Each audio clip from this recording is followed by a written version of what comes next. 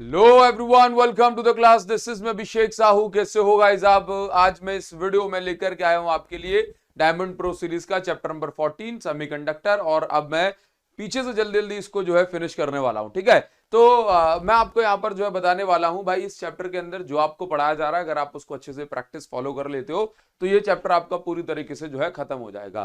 तो सबसे पहले मैं आपको बता दूं भाई, ये क्वेश्चन मैं आपको करा रहा हूं, ये आप लोगों के लिए सफिशिएंट रहेंगे। बट अगर आप इसके अलावा भी क्वेश्चन प्रैक्टिस करना चाहते हैं तो आप मेरी बुक से क्वेश्चंस को प्रैक्टिस कर सकते हैं। वीडियो को डिस्क्रिप्शन में मैं आपको लिंक दे देता हूं। ठीक है, अच्छा, तो सबसे पहले मैं आपको ब्रीफ में थोड़ी सी थ्योरी पढ़ाऊंगा और सारे इंपॉर्टेंट पॉइंट कवर कर लूंगा। उसके बाद हम क्वेश्चन पा जाएंगे। सेमीकंडक्टर हम जानते हैं एक ऐसा मटेरियल होता है जिसका जो कि 0 केल्विन पे इंसुलेटर की तरह एक्ट करता है, क्योंकि उसके पास इतने कम टेम्परेचर पे फ्री इलेक्ट्रॉन नहीं होते।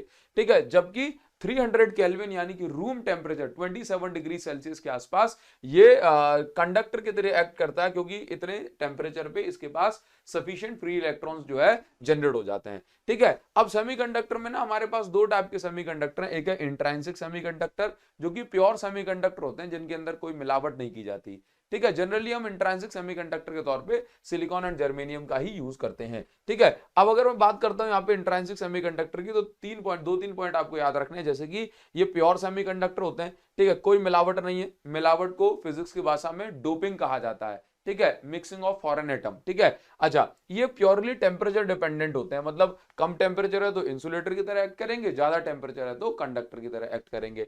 ठीक है, तो ये टेम्परेचर डिपेंडेंट है। इसके अंदर जितने फ्री इलेक्ट्रॉन्स पाए जाते हैं उतने होल्स पाए जाते हैं। अब इलेक्ट्रॉन और होल तो हम जानते ही है, क्योंकि हम एक प्रैक्टिस सीरीज में है ना। अच्छा, इसके बाद हम बात करेंगे एक्सट्रांसिक सेमीकंडक्टर। तो एक्सट्रांसिक सेमीकंडक्टर जो है, इंट्रांसिक में हम जब डोपिंग कर देते हैं ना, मिक्सिंग कर देते हैं, उसके बाद बनते हैं। ठीक है, अच्छा, इसके बाद आप यहां पर देखिए कि यानी कि इंट्रांसिक प्योर सेमीकंडक्टर में जब हम मिक्सिंग कर देते हैं कोई फॉरेन एटम की, तब जाकर के जो है एक्सट्रांसिक सेमीकंडक्टर बनके तैयार होता है। अब जो सेमीकंडक्टर बनके तैयार होता है, ये पूरी तरीके से टेम्परेचर इंडिपेंडेंट होता है। मतलब टेम्परेचर कम है ज्यादा है उससे मतलब नहीं है, करंट हमेशा जो है फ्लो होता रहेगा। ऐसे सेमीकंडक्टिंग मटेरियल में जो नंबर ऑफ फ्री इलेक्ट्रॉन्स है, यानी फ्री इलेक्ट्रॉन डेंसिटी और होल डेंसिटी, ये बराबर नहीं होते, ये कम ज्यादा होते हैं। जैसे कि एक्सट्रांसिक सेमीकंडक्टर दो टाइप के, एन टाइप, इनके अंदर नंबर ऑफ इलेक्ट्रॉन यानी फ्री इलेक्ट्रॉन की डेंसिटी ज्यादा रहेगी। ठीक है, और पी टाइप में होल डेंसिटी ज्यादा रहेगी। अब मैं बात करता हूं एन टाइप सेमीकंडक्टर क्या जो है मिक्स करके बनाए जाते हैं। तो पेंटावेलेंट इंप्योरिटी, पेंटावेलेंट इंप्योरिटी की मिक्सिंग करके यानी डोपिंग करके हम एन टाइप सेमीकंडक्टर बनाते हैं। पेंटावेलेंट इंप्योरिटी जैसे कि फास्फोरस, एंटीमनी को सिलिकॉन या जर्मेनियम एटम में मिलाया जाता है। ठीक है, पी टाइप की बात करेंगे तो ट्राईवेलेंट इंप्योरिटी जैसे कि एल्यूमिनियम या इंडियम को फास्फोरस जो है सिलिकॉन या जर्मेनियम एटम के अंदर मिलाया जाता है। बस इतनी बात आपको याद रखना है कि इंट्रांसिक सेमीकंडक्टर टेम्परेचर डिपेंडेंट होते हैं। ठीक है, इनकी कंडक्टिविटी कम होती है। जब इंट्रांसिक में मिक्सिंग हम कर देते हैं, डोपिंग कर देते हैं, तो बन जाते हैं एक्सट्रांसिक सेमीकंडक्टर। ये टेम्परेचर पर डिपेंड नहीं करते और हर टेम्परेचर पे इनके अंदर करंट फ्लो होता है ना।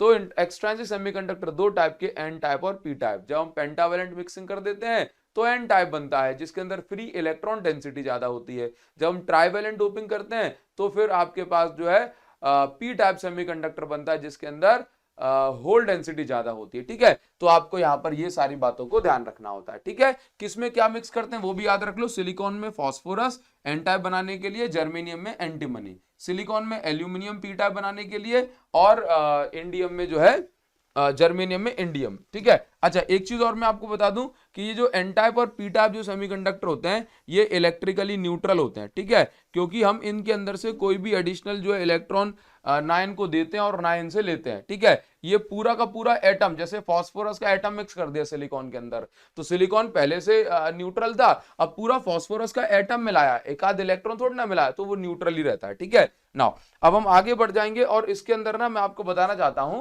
कि एनर्जी बैंड थ्योरी होती है। ठीक है, एनर्जी बैंड थ्योरी में हमें जो है ना एनर्जी बैंड डायग्राम बनाने पड़ते हैं। ठीक, जैसे मान लीजिए कि सबसे पहले सेमीकंडक्टर की हम एनर्जी बैंड डायग्राम बनाएंगे, हाँ, इंसुलेटर का, मेटल्स के लिए। ठीक, तो आप ये समझिए कि एक्चुअल में दो बैंड्स होते हैं, एक होती है वैलेंस बैंड जिनके अंदर सिर्फ वो इलेक्ट्रॉन पाए जाते हैं जो कि अपनी ऑर्बिट में घूम रहे होते हैं, यानी कि वैलेंसी फुलफिल कर रहे होते हैं, बॉन्डिंग कोवेलेंट बॉन्ड, कौन सी बॉन्ड होती है, कोवेलेंट बॉन्ड बना रहे होते हैं।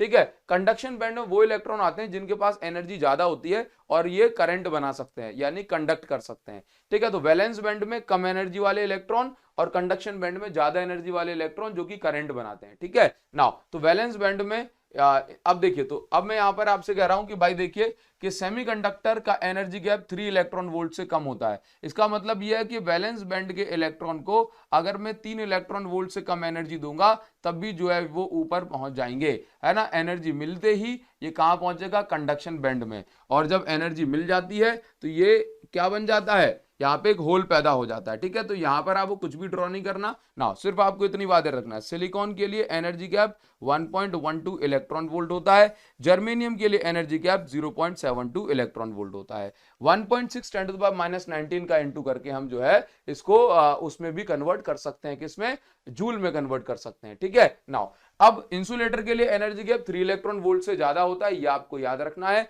मतलब अगर इसके इलेक्ट्रॉन को ऊपर पहुंचना है तो हमें बहुत ज्यादा एनर्जी देनी पड़ेगी, कितनी, 3 इलेक्ट्रॉन वोल्ट से ज्यादा। ठीक है, और इतनी एनर्जी अगर बहुत सारे इलेक्ट्रॉन्स को दी गई तो जो मटेरियल जो होता है उसके अंदर आग लग जाती है, मतलब ये करंट बनाने से पहले ही जल जाता है। ठीक है, नाउ आगे बढ़ेंगे। मेटल के अंदर आप देख रहे हैं कि दोनों बैंड, कंडक्शन बैंड और वैलेंस बैंड, ये मिक्सअप हो गई हैं, ये ओवरलैप हो गई हैं। मतलब यहां पर ये है कि एनर्जी गैप यहां पर 0 है। वैलेंस बैंड के इलेक्ट्रॉन को कंडक्शन बैंड में पहुंचाने के लिए कोई एनर्जी नहीं चाहिए। मेटल के अंदर तो आपको पता है हमेशा फ्री इलेक्ट्रॉन ऑलरेडी पाए ही जाते हैं। तो ये जो है एनर्जी बैंड डायग्राम है सेमीकंडक्टर, इंसुलेटर और मेटल के लिए। ठीक है, ये एनर्जी गैप की वैल्यूज हैं। एनर्जी गैप का मतलब है कि वो एनर्जी जो इलेक्ट्रॉन को हमें वैलेंस बैंड से जो है कंडक्शन बैंड में पहुंचाने के लिए चाहिए। ठीक है, अब इसके बाद जो सबसे इंपॉर्टेंट चीज है, जैसे ये तो हो ही गया, अब इसके बाद इसमें एक और इंपॉर्टेंट चीज है जिसको हम बोलते हैं एनर्जी बैंड डायग्राम। हो जिनको हम क्या बोलते हैं, एन टाइप और पी टाइप के लिए, एन टाइप और पी टाइप के लिए हम एनर्जी बैंड डायग्राम कहते हैं। ठीक है, अच्छा, बट उससे पहले अगर मुझे एनर्जी बैंड डायग्राम बनाना है, ठीक है, तो मैं पहले ना आपको इंट्रांसिक का बनाना सिखाऊंगा। किसका, इंट्रांसिक का बनाना सिखाऊंगा। ठीक है, इंट्रांसिक के लिए बनाना सिखाऊंगा, उसके बाद हम आगे बढ़ेंगे। ठीक है, चलिए देखिए जरा, तो इंट्रांसिक चलो, तो एनर्जी बैंड डायग्राम पहले इंट्रांसिक सेमीकंडक्टर के लिए। तो देखिए जरा, सबसे पहले क्या होता है कि अगर मुझसे ये कहा जाए कि 0 केल्विन पे, तो 0 केल्विन पे तो जो है यहां पर ये लॉक है क्या, हाँ ये लॉक है, ये भी लॉक है क्या, नहीं।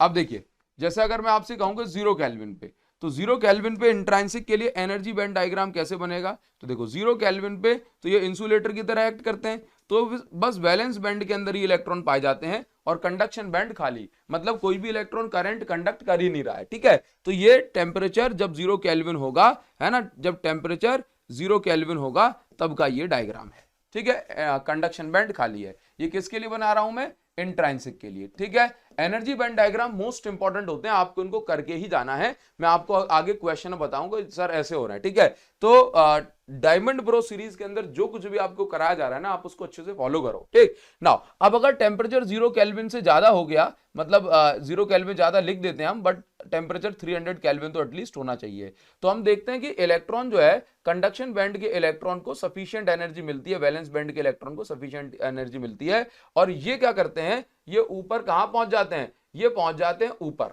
ठीक है, कंडक्शन बैंड में काफी सारे इलेक्ट्रॉन ऐसे ऊपर पहुंच जाते हैं कंडक्शन बैंड में, एरो आपको नहीं दिखाना होता।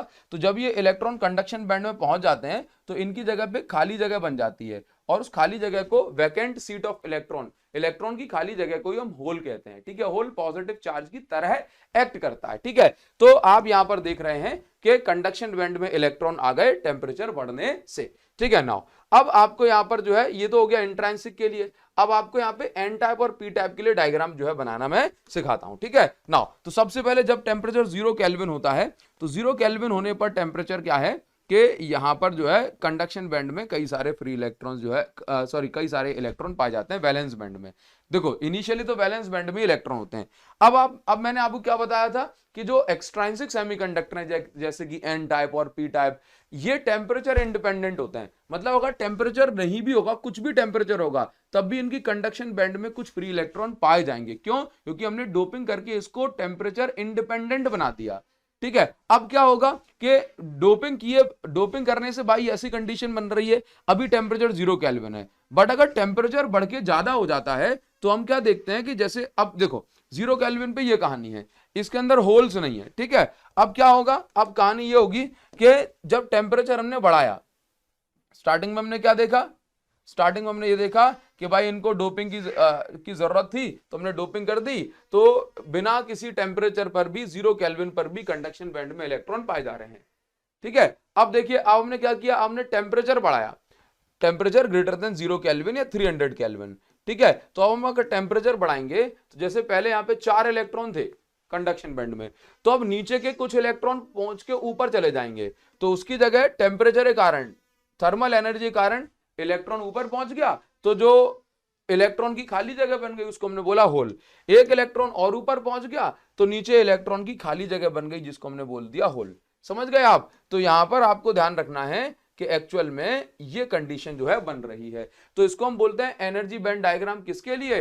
एन टाइप के लिए। अच्छा, यहां पर जो है आपको कभी बनाना हो तो आप ये वाला डायग्राम बनाइएगा, टेम्परेचर ग्रेटर देन 0 केल्विन वाला। अच्छा, यहां पर मैं आपको एक और चीज बता देता हूं कि डायग्राम में हमें एक एनर्जी ड्रॉ करनी होती है। ठीक है, इसको हम बोलते हैं डोनर एनर्जी। एन टाइप जो होता है उसके अंदर डोनर एनर्जी बनती है, मतलब 0 केल्विन पर। देखो डोनर एनर्जी का मतलब है कि एक्चुअल में हम पेंटावैलेंट इंप्योरिटी जब मिक्सिंग करते हैं तो पांचवा इलेक्ट्रॉन जो होता है, पांचवा इलेक्ट्रॉन फ्री इलेक्ट्रॉन देता है, तो वो पांचवें इलेक्ट्रॉन को कितनी एनर्जी देनी पड़ती है फ्री होने के लिए, उसको हम डोनर एनर्जी कहते हैं। तो डोनर एनर्जी की वैल्यू होती है 0.01 इलेक्ट्रॉन वोल्ट के बराबर। जब पी टाइप की बात करेंगे तो उसमें एक्सेप्टर एनर्जी आएगी, और डोनर एनर्जी जो है ये कंडक्शन बैंड के नीचे बनाई जाती है। सर क्यों? क्योंकि देखो एन टाइप में हम क्या मिलाते हैं, पेंटावैलेंट इंप्योरिटी, यानी कि 5 इलेक्ट्रॉन वाला एटम आउटर शेल में, तो 4 इलेक्ट्रॉन तो जो है काम पे लग गए, बॉन्ड बनाने लगते हैं, ऑर्बिट में घूमने लगते हैं। जो पांचवा इलेक्ट्रॉन होता है उसको हल्की सी एनर्जी चाहिए होती है, वो कंडक्शन के लिए तैयारी होता है, बस हल्की सी एनर्जी मिल गई तो ये फ्री हो जाएगा। मतलब कंडक्शन बैंड से हल्की सी नीचे इसकी एनर्जी होती है, तो हमने जो एनर्जी दी उसको हमने डोनर एनर्जी कहा। ठीक है, इसको हम ईडी से भी रिप्रेजेंट करते हैं। क्लियर हो गया? ईडी अप्रॉक्स 0.01 इलेक्ट्रॉन वोल्ट के आसपास होता है। तो ये डायग्राम आपको एन टाइप सेमीकंडक्टर के लिए एनर्जी बैंड में बनाना है, मोस्ट इंपॉर्टेंट है, आपको स्किप नहीं करना है। ठीक है, अब मैं बात करूंगा यहाँ पे पी टाइप सेमीकंडक्टर की। तो पी टाइप में क्या होता है, देखो बच्चों, पी टाइप में देखिए सबसे पहला काम तो यह है कि इलेक्ट्रॉन कहां पाए जाएंगे, बोला वैलेंस बैंड में, वैलेंस बैंड में पाए जाएंगे। ठीक है, वैलेंस बैंड में इलेक्ट्रॉन्स है। ठीक ना, अब इसके बाद क्या है कि पी टाइप सेमीकंडक्टर जो है, पी टाइप सेमीकंडक्टर एक्चुअल में क्या है, इसके अंदर क्या पाए जाते हैं, होल्स। पी टाइप के अंदर क्या पाए जाते हैं, होल्स। और होल्स भी कैसे होते हैं, टेम्परेचर इंडिपेंडेंट। भाई एक्सट्रांसिक तो टेम्परेचर इंडिपेंडेंट है ना, तो अब इसके अंदर बिना किसी टेम्परेचर पर भी कुछ होल्स पाए जाएंगे। ठीक है, अब लेकिन ये 0 केल्विन पे है, लेकिन टेम्परेचर बढ़ेगा, तो ये वाली सीन को हम यहां रिपीट कर देते हैं। टेम्परेचर बढ़ेगा तब क्या होगा, टेम्परेचर बढ़ेगा तब क्या होगा, तो टेम्परेचर बढ़ेगा तो हम क्या करेंगे कि जो होल्स पहले से यहां पे थे, है ना, अब नीचे से कुछ इलेक्ट्रॉन ऊपर भी पहुंच जाएंगे। तो अब नीचे से कुछ इलेक्ट्रॉन ऊपर पहुंच गए, यहां पहुंच गए, यहां लेट से 3 पहुंच गए, तो यहां पे 3 होल और जनरेट हो जाएंगे, 1 2 3 होल और जनरेट हो गए। समझ गए? तो ये जो है आपको पी टाइप सेमीकंडक्टर 0 केल्विन से बड़े टेम्परेचर के लिए आपने बना दिया। ठीक है, ये एक्सेप्टर एनर्जी है। एक्सेप्टर एनर्जी, एक्सेप्टर मतलब इसके पास फ्री इलेक्ट्रॉन नहीं है तो इसकी एनर्जी बहुत कम होती है। ठीक है, एक्सेप्टर एनर्जी भी 0.01 इलेक्ट्रॉन वोल्ट के आसपास होती है। ठीक है, नाउ अब आपसे जब पूछा जाए कि एनर्जी बैंड डायग्राम आ जाए बनाने को, तो आप कौन सा बनाएंगे? अगर टेम्परेचर लिख के देगा तो आप जो है उसके हिसाब से बनाएंगे, और अगर सिर्फ ये कह दे कि एनर्जी बैंड डायग्राम बनाइए पी टाइप के लिए, तो आप ये वाला बना के आना। इसी प्रकार से जब एन टाइप के लिए कहे तो आप ये वाला बना के आना। ठीक है, चलिए, तो मैं उम्मीद करता हूं ये आपको ध्यान रहेगा। ठीक, मैं आपको अभी अभी इस पर बेस्ड जो है क्वेश्चंस कराने वाला हूं। ठीक है, पहले हम इसके क्वेश्चन प्रैक्टिस कर लेते हैं, जो जितना अभी तक हमने पढ़ा, उसके बाद मैं आपको पीएन जंक्शन डायोड के क्वेश्चन प्रैक्टिस करवाऊंगा। ठीक है, टेंशन मत लेना, ढंग से जो है इसको प्रैक्टिस करना। और एडिशनल क्वेश्चन प्रैक्टिस करने के लिए देखो बच्चों, जो आप एक्चुअल में क्या है, सेल्फ प्रैक्टिस जितनी करते हो ना, उससे हम एग्जाम के प्रेशर के लिए तैयार होते हैं। जब हम खुद से दिमाग भी लगाते हैं तो हम एग्जाम के प्रेशर के लिए तैयार होते हैं। ठीक है, ऑल्दो मैं सारा चैप्टर बिल्कुल लपेटे में कवर कर लेता हूं, बट खुद से प्रैक्टिस इंपॉर्टेंट होती है, आप उसको जरूर से करा करिए, है ना। अच्छा, तो जैसे मान लीजिए कि यहां पर एक क्वेश्चन ये पूछा गया है, आपसे कहा जा रहा है कि ये बताइए कि which one of the following element will require highest energy. बोला कौन से एलिमेंट को हाईएस्ट, सबसे ज्यादा एनर्जी चाहिए इलेक्ट्रॉन को बाहर निकालने की। तो जर्मेनियम, सिलिकॉन, ये बताओ जरा क्या है, ये सेमीकंडक्टर। टिक करो, आंसर टिक करो आप खुद से। ठीक है, वीडियो को पॉज करके टिक करो। ठीक है, लेड मेटल है, तो मेटल से तो इलेक्ट्रॉन सबसे आसानी से निकल जाता है, जर्मेनियम एंड सिलिकॉन से थोड़ी सी मुश्किल से निकलेगा, है ना। जबकि कार्बन इंसुलेटर है तो उससे सबसे ज्यादा मेहनत करनी पड़ेगी इसमें से इलेक्ट्रॉन निकालने के लिए। तो इसका आंसर इस वाले का ये हो जाएगा। ठीक है, अच्छा, अब मैं आपको यहां पर दूसरे क्वेश्चन पे ले चलता हूं। अब यहां पर जो है दूसरा क्वेश्चन क्या दिया गया है। ठीक है, अब देखो, जैसे अभी अभी मैंने आपको बताया कि भाई नेम द एक्सट्रिंसिक सेमीकंडक्टर, आपको ऐसे एक्सट्रिंसिक सेमीकंडक्टर का नाम बताना है जब हम प्योर जर्मेनियम में पेंटावेलेंट इंप्योरिटी मिलाते हैं और ट्राइवेलेंट इंप्योरिटी मिलाते हैं। ठीक है, तो ट्राइवेलेंट इंप्योरिटी मिलाने पे ये बन जाता है पी टाइप सेमीकंडक्टर, और पेंटावेलेंट इंप्योरिटी मिलाने पे ये बन जाता है एन टाइप सेमीकंडक्टर। आपको आता है, बट प्रैक्टिस के लिए ये इंपॉर्टेंट है, कैसे आते हैं ये भी पता होना चाहिए। Draw energy band diagram of extrinsic semiconductor so formed, है ना। तो हमें यहाँ पर पी टाइप का और एन टाइप का एनर्जी बैंड डायग्राम बनाना है। ठीक है, तो वो मैं आपको अभी बनवा चुका हूं, एनर्जी बैंड डायग्राम। ठीक है, एनर्जी बैंड डायग्राम जो हम बना चुके हैं। ठीक है, तो आप इसको जल्दी से जो है खुद से अब कर सकते हैं। ठीक है सर, तो इस टाइप के क्वेश्चन आते हैं। चलिए, अब इसके बाद जैसे मान लीजिए कि यहां पर जो है एक क्वेश्चन ये पूछा गया। अब इस क्वेश्चन में क्या दिया गया, जरा इसका आंसर आप देने की कोशिश करेंगे, खुद से बताओ जरा इस क्वेश्चन में क्या लिखा हुआ है। इसमें लिखा है N type semiconductor donor energy level. Donor energy level कहां पाया जाता है ये आप मुझे बताएंगे। तो डोनर एनर्जी लेवल पाया जाता है एन टाइप सेमीकंडक्टर के लिए just below the conduction band. ये हमने बनाया कि नहीं बनाया? हाँ सर, बिल्कुल आपने बनाया है। और अगर मुझसे ये कहता कि एक्सेप्टर एनर्जी लेवल कहां पाया जाता, तो हम कहते just above the valence band. तो ये एक्सेप्टर एनर्जी लेवल है, एक्सेप्टर एनर्जी लेवल। ठीक है, बताओ, यहां से दो क्वेश्चन आपके तैयार हो रहे हैं। हाँ सर, बिल्कुल हो रहे हैं। अच्छा, इसके बाद आप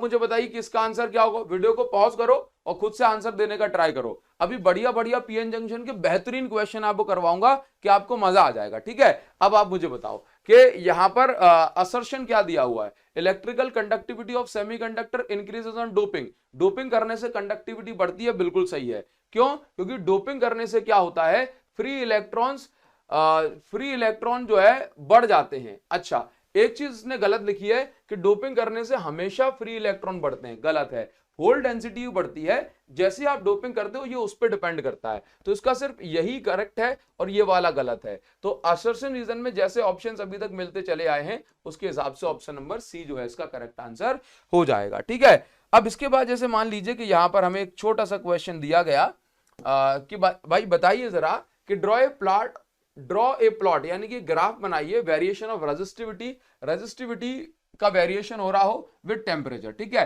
तो कंडक्टर के लिए, सेमीकंडक्टर के लिए आपको टेम्परेचर का वेरिएशन बताना है, रेजिस्टेंस का वेरिएशन बताना है विद टेम्परेचर। तो रेजिस्टिविटी विद टेम्परेचर।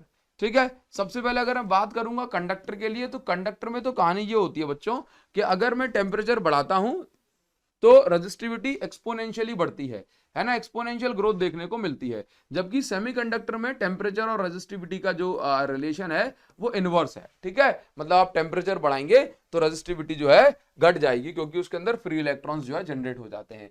जैसे अब जैसे मान लीजिए कि यहां पर आपको इस टाइप से भी मिल जाता है कि देखिए ये हम ऑलरेडी बना चुके हैं, नहीं तो क्वेश्चन के फॉर्म में करवा देता। एनर्जी बैंड डायग्राम बनाइए 0 केल्विन से बड़े टेम्परेचर पे एन टाइप और पी टाइप के लिए। तो इसको हम ऑलरेडी बना चुके हैं,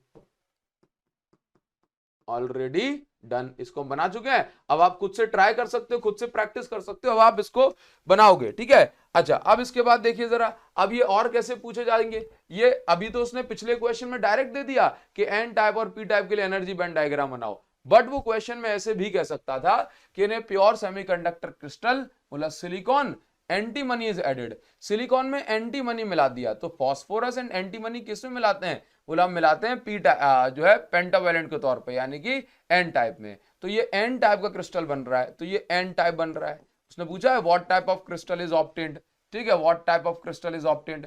अब इस कह रहा है कि भाई एन टाइप बन रहा है तो उसका एनर्जी बैंड डायग्राम बना दो। तो एनर्जी बैंड डायग्राम इसका बनाना है, बना पाओ खुद से, हाँ सर हम बना पाएंगे, ठीक है। चलिए, तो इस तरीके से एनर्जी बैंड डायग्राम पे क्वेश्चन पूछे जाते हैं, ठीक। अच्छा, इसके बाद अब जैसे कभी कभी उनका मन पड़ गया तो ऐसे क्वेश्चन भी जो बहुत छोटे से हैं, लॉजिकल है, जिनके लिए बच्चा तैयार नहीं होता, बस उसकी वहीं पे एग्जाम में जो है उसकी समझ जो है बन जाती है, तो ऐसे क्वेश्चन भी दे देते हैं। क्या लिखा है, अ प्रॉपर्टी ऑफ मटेरियल, चाहे वो कार्बन हो, सिलिकॉन हो, germanium, depends on energy gap between their conduction band. कौन सी प्रॉपर्टी एनर्जी गैप पे डिपेंड करती है, करंट फ्लो कराने की, है ना। मतलब अगर एनर्जी गैप ज्यादा है तो करंट फ्लो नहीं हो पाता, एनर्जी गैप कम है जल्दी करंट फ्लो हो जाता है। तो हम इसको बोलते हैं कंडक्टिविटी। क्या बोलते हैं, कंडक्टिविटी एक ऐसी प्रॉपर्टी है जो एनर्जी गैप पे डिपेंड करती है, ठीक है, एनर्जी गैप पे डिपेंड करती है। करंट कब फ्लो होगा ये किस पे डिपेंड कर रहा है, एनर्जी गैप पे ज्यादा है तो भाई ज्यादा एनर्जी लगेगी इलेक्ट्रॉन को वैलेंस से कंडक्शन बैंड में पहुंचाने के लिए,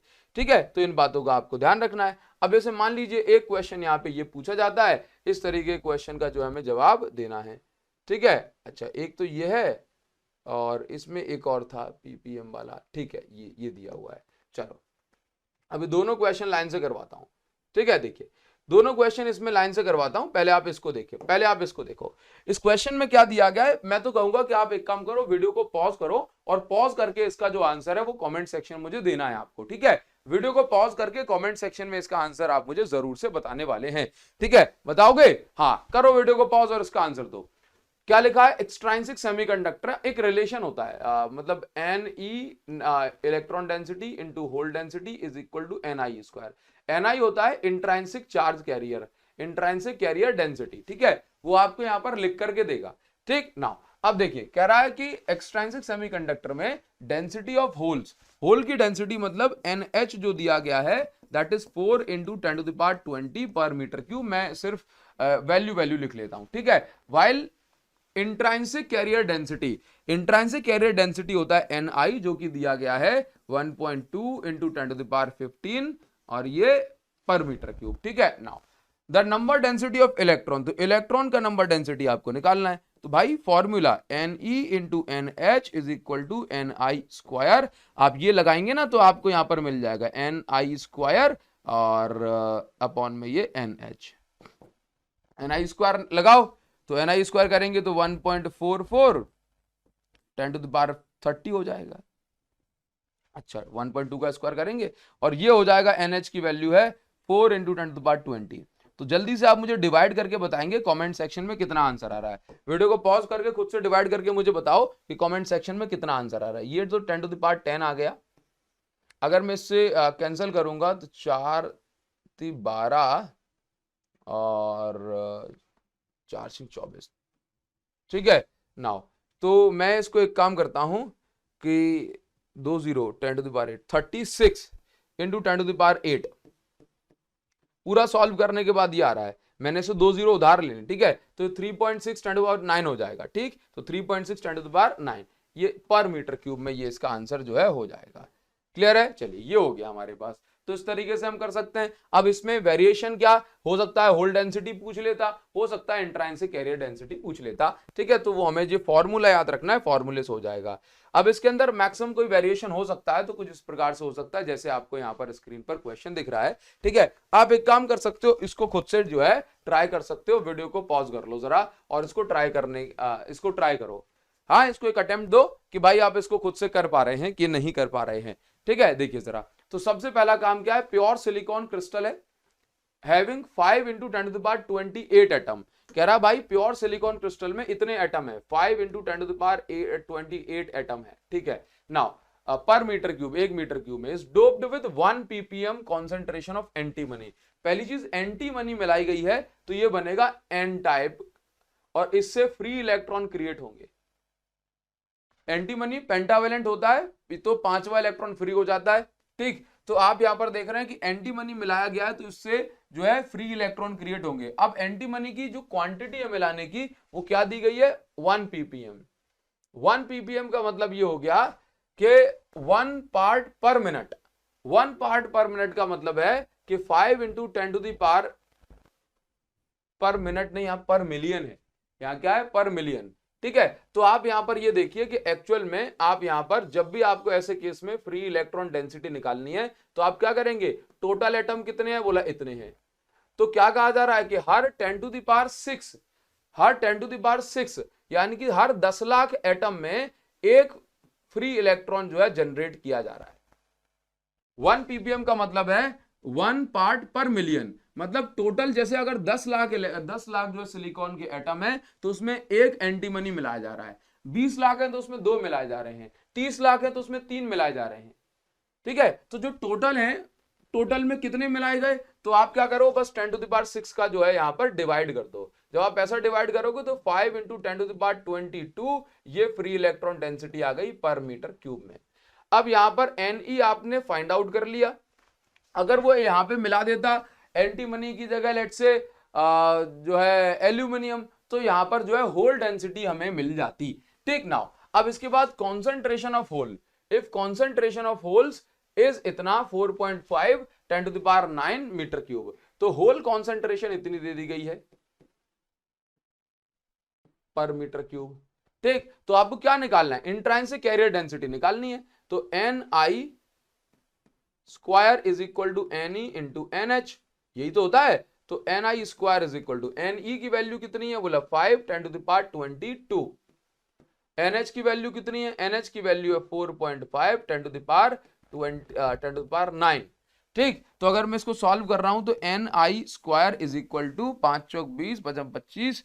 ठीक है, तो ये आपके पास 22.5 इंटू 10⁻31 बच रहा है। आप इसको एक काम करो कि यहां पे जो है आप इसको ऐसे कर लो 225 10⁻30, ये ऐसी बन जाएगा। एक इसको बड़ा कर दिया, इसको जो है एक डिजिट छोटा कर दिया। ठीक है नाउ, तो अब जब यहाँ का जो स्क्वायर हटेगा, स्क्वायर हटेगा तो वहां स्क्वायर रूट लग जाएगा, स्क्वायर रूट लगेगा तो 15 का स्क्वायर इतना होता है 225 और 10⁻15 आ जाता है। तो 15 × 10⁻15 ये हमारा करेक्ट आंसर हो गया। तो इस हिसाब से देखेंगे तो 1.5 10⁻16 ये हमारा करेक्ट आंसर हो जाएगा, और ये पर मीटर क्यूब में जो हमने लगा दिया है। ठीक है, तो ये हमारा करेक्ट आंसर है। आई होप आपको ये बात समझ में आई होगी। तो इस तरीके से कभी भी 1 ppm के फॉर्म में अगर दे दिया जाए पार्ट्स पर मिनट तो हम इसको जो है ऐसे सॉल्व कर सकते हैं। ठीक है, आप इसका स्क्रीनशॉट ले लो। और अब जो हम आगे बढ़ते हैं और नेक्स्ट टाइप के क्वेश्चन में पहुंच जाते हैं। अब इसमें से यही बेसिक क्वेश्चंस आते हैं। ठीक है, तो आप इनको बढ़िया से पढ़िएगा। अब मैं आ जाता हूं पीएन जंक्शन डायोड पे। ठीक है, ये पीएन जंक्शन डायोड पर हम आ जाते हैं। ठीक, और भी क्वेश्चन जो इसमें से बनने वाले हैं वो जो है आपको अभी बताते चले जाएंगे, टेंशन मत लेना। ठीक है, टेंशन मत लेना जरा भी। चलो, तो अब मैं पीएन जंक्शन डायोड पे आ जाता हूं। उम्मीद करता हूं कि पीएन जंक्शन डायोड आपने पढ़ा जरूर होगा। ठीक है, अब इस पीएन जंक्शन डायोड में ये काफी इंपॉर्टेंट पॉइंट्स मैंने सामने स्क्रीन पे लिख दिए हैं। आप क्या करेंगे कि अब आप इसका जो है स्क्रीनशॉट भी ले सकते हैं, और जो जो बातें यहां पर लिखी गई हैं वो सारी बातें आप जो है यहां पर लिख सकते हैं। आप आराम से नोट कर लो, मैं साइड में खड़ा हूं, आप स्क्रीनशॉट ले लो। ठीक है, अब मैं एक ब्रीफ में ओवरव्यू आपको बता देता हूं। यहां पे आप डायमंड प्रो सीरीज देख रहे हो तो मैं थोड़ी सी चीज मान के चलता हूं कि आपको थ्योरी जो है आती होगी या आपने पढ़ ली होगी थोड़ी सी। मैं यहां पर आपको वो पॉइंट्स डिस्कस करा देता हूं जो कि एग्जाम में डायरेक्ट पूछे जाते हैं। सबसे पहले तो आप सभी बच्चों को पता होना चाहिए कि पीएन जंक्शन डायोड क्या होता है। ठीक है, तो पीएन जंक्शन सबसे पहले हमने क्या किया, प्योर सेमीकंडक्टिंग क्रिस्टल लिया, उसके एक टाइप पे यहां पे देख लो, इस साइड मैंने कौन सी करी है, इस साइड को मैंने एन बनाया है। ठीक है, तो उसके एक साइड पे हमने पेंटावेलेंट डोपिंग की तो ये बन गया एन टाइप, उसके दूसरे साइड पे हमने ट्राइवेलेंट डोपिंग की तो ये बन गया पी टाइप। ठीक है, तो एक्चुअल में आप देख रहे हैं प्योर सेमीकंडक्टिंग क्रिस्टल पे हमने एक साइड पे पेंटावेलेंट, दूसरे साइड पे हमने ट्राइवेलेंट डोपिंग की, तो ये एक साइड एन टाइप और दूसरी साइड पी टाइप जो है सेमीकंडक्टर बन गया। अब इन दोनों के डोपिंग होने से क्या होता है कि एन टाइप में से इलेक्ट्रॉन निकलते हैं इस साइड को और पी टाइप में से होल निकलते हैं इस साइड को, और बीच में जाकर के इनकी मिक्सिंग होती है। मिक्सिंग मतलब यहां पे डिफ्यूजन करंट बनता है, मिक्सिंग को हम डिफ्यूजन कहते हैं। ठीक है, तो यहां मिक्सिंग होती है, और मिक्सिंग होने से क्या होता है कि जैसे यहां से एन में से इलेक्ट्रॉन निकले थे ना, तो यहां पर पॉजिटिव चार्ज आ गया। ठीक है, और पी में से होल निकले थे, तो होल के निकल जाने से क्या बन जाता है, ये नेगेटिव चार्ज आ गया। ठीक है, तो आप यहां पर देखिए सबसे पहला क्वेश्चन तो आपसे ये पूछा जाएगा इसमें से कि ये बताइए कि क्या हम डायरेक्ट एक पी टाइप सेमीकंडक्टर को और एक एन टाइप सेमीकंडक्टर को चिपका देंगे फेविक्विक, किसी ग्लू या किसी भी तरीके से, तो क्या वो बन जाएगा पीएन जंक्शन डायोड? आंसर है नहीं बनेगा। उसकी एटॉमिक लेवल पे जो बॉन्ड है वो नहीं बन पाएगी, है ना, उसके एटम्स की मिक्सिंग नहीं हो पाएगी, सिर्फ ऊपर से फिजिकली तो वो चिपका जा सकता है। और हाँ, ये क्वेश्चन पूछा जाता है केवल तभी मैं आपको बता रहा हूं। ठीक है, तो एन टाइप और पी टाइप सेमीकंडक्टर को आपको जो है एक साइड पेंटावैलेंट, दूसरी साइड ट्राइवैलेंट डोपिंग करनी होगी। यहां पे इलेक्ट्रॉन्स ज्यादा हैं, यानी यहां पे इलेक्ट्रॉन की कॉन्सेंट्रेशन ज्यादा है, ठीक है, जहां पे एन टाइप है, और वहां पे होल की कॉन्सेंट्रेशन ज्यादा है, तो ये क्या है, हायर कॉन्सेंट्रेशन से लोअर कॉन्सेंट्रेशन की ओर भागते हैं, बीच में जाके इनकी मिक्सिंग हो जाती है, तो बीच में जाकर के जो है ये डिफ्यूजन, मिक्सिंग वाला करंट यानी कि डिफ्यूजन करंट बनाते हैं। तो बताओ स्टार्टिंग में कौन सा करंट बनता है, डिफ्यूजन करंट बनता है। ठीक है, ये देखो डिफ्यूजन करंट क्या है, ड्यू टू कॉन्सेंट्रेशन डिफरेंस बना है।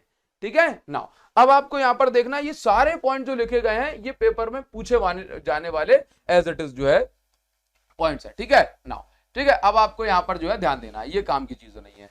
मैंने क्या कहा कि यहां से एन टाइप में से इलेक्ट्रॉन जब निकल गए ना, इलेक्ट्रॉन निकल गए तो इसका मतलब नेगेटिविटी निकल गई, तो यहां क्या बची, पॉजिटिविटी। यहां से होल निकल गए तो यहां पे क्या बची, नेगेटिविटी। तो आप यहां पर देखिए कि एक्चुअल में ये अब यहां पे क्या बनने लग जाएगी, तो यहां पर ना ये आयंस बन गए, क्या बन गए, आयंस। बट ये आयन क्या है, सिलिकॉन के क्रिस्टल में, जर्मेनियम में क्रिस्टल में ये फंसे हैं, ये मूव नहीं कर सकते, इसलिए हम इनको बोलते हैं इमोबाइल आयन। क्या बोलते हैं, इसलिए हम इनको बोलते हैं इमोबाइल आयन, मतलब ये आयंस मूव नहीं कर सकते हैं। क्या नहीं कर सकते हैं, मूव नहीं कर सकते। ठीक है, तो इन जो इमोबाइल आयन से जो लेयर बन के तैयार हो रही है उसको हम बोलते हैं डिप्लीशन लेयर। क्या बोलते हैं, डिप्लीशन लेयर। इमोबाइल आयन से जो लेयर बन के तैयार हो रही है उसको हम बोलते हैं डिप्लीशन लेयर। ठीक है, अब इस डिप्लीशन लेयर के अंदर क्या होता है, इस डिप्लीशन लेयर के अंदर जो है इलेक्ट्रिक फील्ड बनती है। अब इलेक्ट्रिक फील्ड कहां से कहां तक बनती है, तो इलेक्ट्रिक फील्ड बनती है from N type to P type. मैंने नेगेटिव टू पॉजिटिव नहीं कहा, मैंने कहा एन टाइप, क्योंकि एन टाइप पे प्लस चार्ज आ गया ना और पी टाइप पे माइनस चार्ज आ गया। ठीक है, तो इलेक्ट्रिक फील्ड कहां बन रही है, एन टाइप से पी टाइप। ठीक है, अच्छा एक और चीज, तो ये क्वेश्चन पूछा जाता है कि भाई यहाँ पे इलेक्ट्रिक फील्ड कहां से कहां बनती है, तो from N type to P type. ठीक है, अच्छा अब ये देख रहा है, ये प्लस है ये माइनस है, तो ये क्या रहा है, ये वोल्टेज की तरह भी तो एक्ट करेगा, हायर पोटेंशियल लोअर पोटेंशियल। तो ये जो इलेक्ट्रिक फील्ड बन गई इसको हम बैरियर इलेक्ट्रिक फील्ड बोलते हैं। ठीक है, और ये जो यहाँ पे पोटेंशियल डिफरेंस बन गया इन चार्जेस के कारण, इसको हम बैरियर पोटेंशियल बोलते हैं। इलेक्ट्रिक फील्ड का काम क्या होता है कि पहले मिक्सिंग में जो इलेक्ट्रॉन इस साइड जा रहे थे, होल इस साइड जा रहे थे, तो इनको रोकना। तो जो बैरियर इलेक्ट्रिक फील्ड होती है इनका काम होता है स्टॉप्स फर्दर डिफ्यूजन, और ज्यादा मिक्सिंग ना हो जाए, नहीं तो पूरे इस साइड आ जाएंगे, फिर तो भाई पूरी खिचड़ी पक जाएगी। ठीक है, तो और ज्यादा इलेक्ट्रॉन्स और होल्स जो है इस साइड ना आ पाए, तो ये किसका काम होता है, बैरियर यानी रोकने वाली फील्ड का। ठीक है, और जो पोटेंशियल डिफरेंस है वो भी सेम ही काम कर रहा है। तो ये जो ऊपर दोनों साइड चार्जेस के कारण जो वोल्टेज बना है इसको हम बैरियर वोल्टेज या barrier potential difference, barrier potential कहते हैं। ठीक है, अच्छा बैरियर इलेक्ट्रिक फील्ड की direction from N region to P region होती है। अच्छा बताओ जरा बैरियर फील्ड का काम क्या है, it stops further diffusion of majority charge carrier. Majority मतलब एन में इलेक्ट्रॉन ज्यादा होते हैं, होल में होल जो है पी में ज्यादा होते हैं, तो मेजॉरिटी की जो मिक्सिंग नहीं होने देता। ठीक है, अच्छा बैरियर पोटेंशियल क्या है, बैरियर पोटेंशियल का भी सेम काम है जो बैरियर इलेक्ट्रिक फील्ड का होता है। अच्छा अब आप यहां पर ध्यान से देखिए, अब आप यहां पर ध्यान से देखो, अब इंपॉर्टेंट बात यहां पर मोस्ट इंपॉर्टेंट जहां से क्वेश्चन बनेंगे, ये जो कहानी मैंने आपको लिखाई एक एक पॉइंट एक एक लाइन से क्वेश्चन बन रहा है, आपको इसको बस ध्यान से समझना है। ठीक है, अच्छा सर, तो अब आप यहां पर देखो कि स्टार्टिंग में क्या हुआ था, आप मुझे बताओ। स्टार्टिंग में मिक्सिंग हुई थी, तो स्टार्टिंग में कौन सा करंट ज्यादा था, इनिशियली डिफ्यूजन करंट हाई था। फिर जैसे जैसे मिक्सिंग होने लगी, चार्ज ट्रांसफर होने लगे, तो इलेक्ट्रिक फील्ड बनने लगी।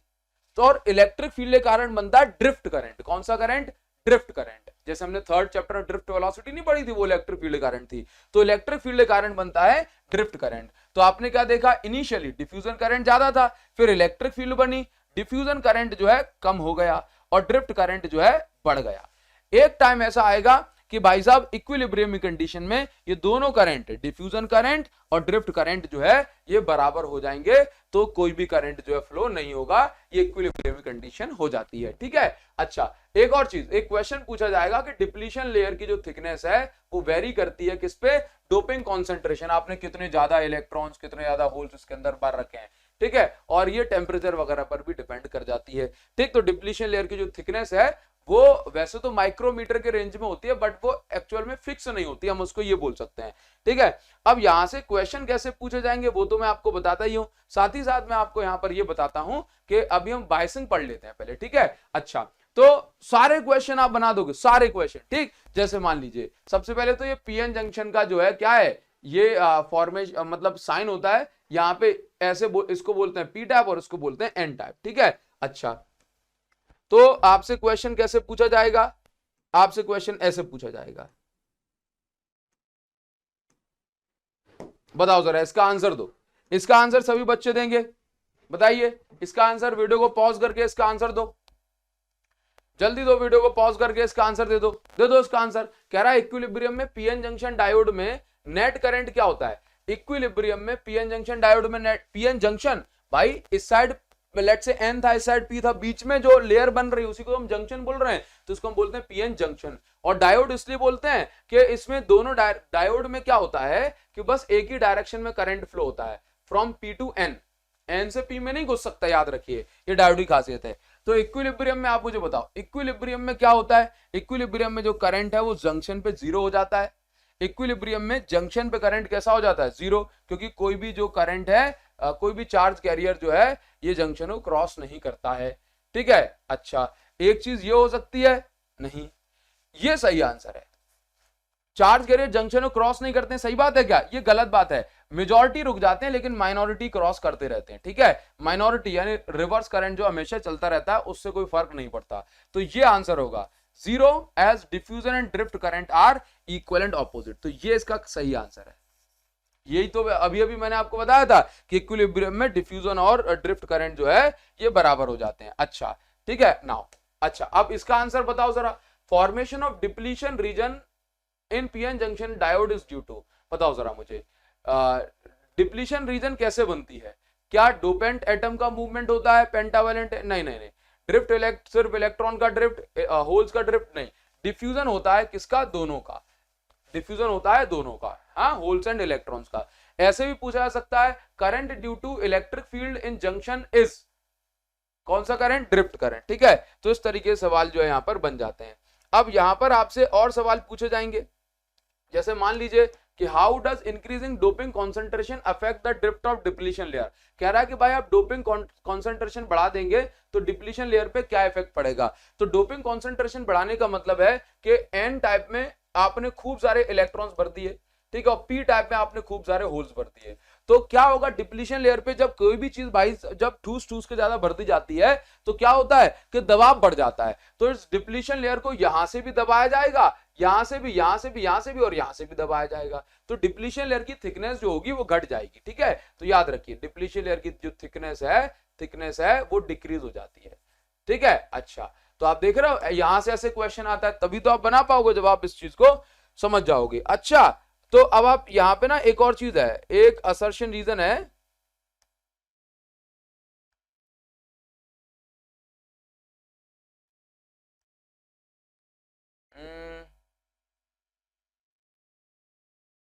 अच्छा जैसे ये क्वेश्चन ही पूछ लिए जाते हैं, ये आपको एक्सप्लेन करने होते हैं, जैसे आपसे ये कह दिया जाए कि ए डोप्ड सेमीकंडक्टर इलेक्ट्रिकली न्यूट्रल, बताओ जरा, ये तो मैंने सबसे पहले बता दिया था कि अगर हम सेमीकंडक्टर में डोपिंग कर देते हैं वो तो इलेक्ट्रिकली न्यूट्रल क्यों होता है, क्योंकि भाई हम पूरा एटम का एटम मिला रहे हैं, पूरा फास्फोरस एटम मिलाया, पूरा एल्यूमिनियम एटम मिलाया, कोई इलेक्ट्रॉन या कोई प्रोटॉन थोड़ा ना मिला रहे हैं। ठीक है, तो पूरा एटम की मिक्सिंग करते हैं। ठीक, तो जो number of electrons and protons हैं वो अनबैलेंस नहीं होते हैं, ठीक है, वो इक्वली रहते हैं, तो वो चीज हमने यहाँ पे एक्सप्लेन करी है।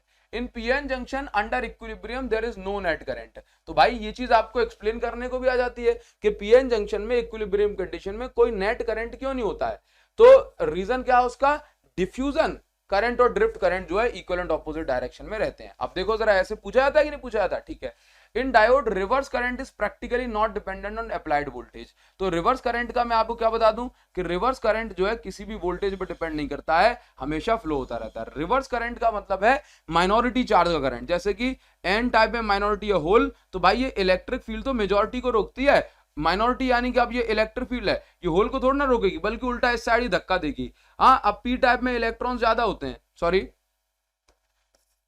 हो मुझे लगा लाइट चली गई भाई, ठीक है, मतलब मुझे ऐसे बोलना चाहिए,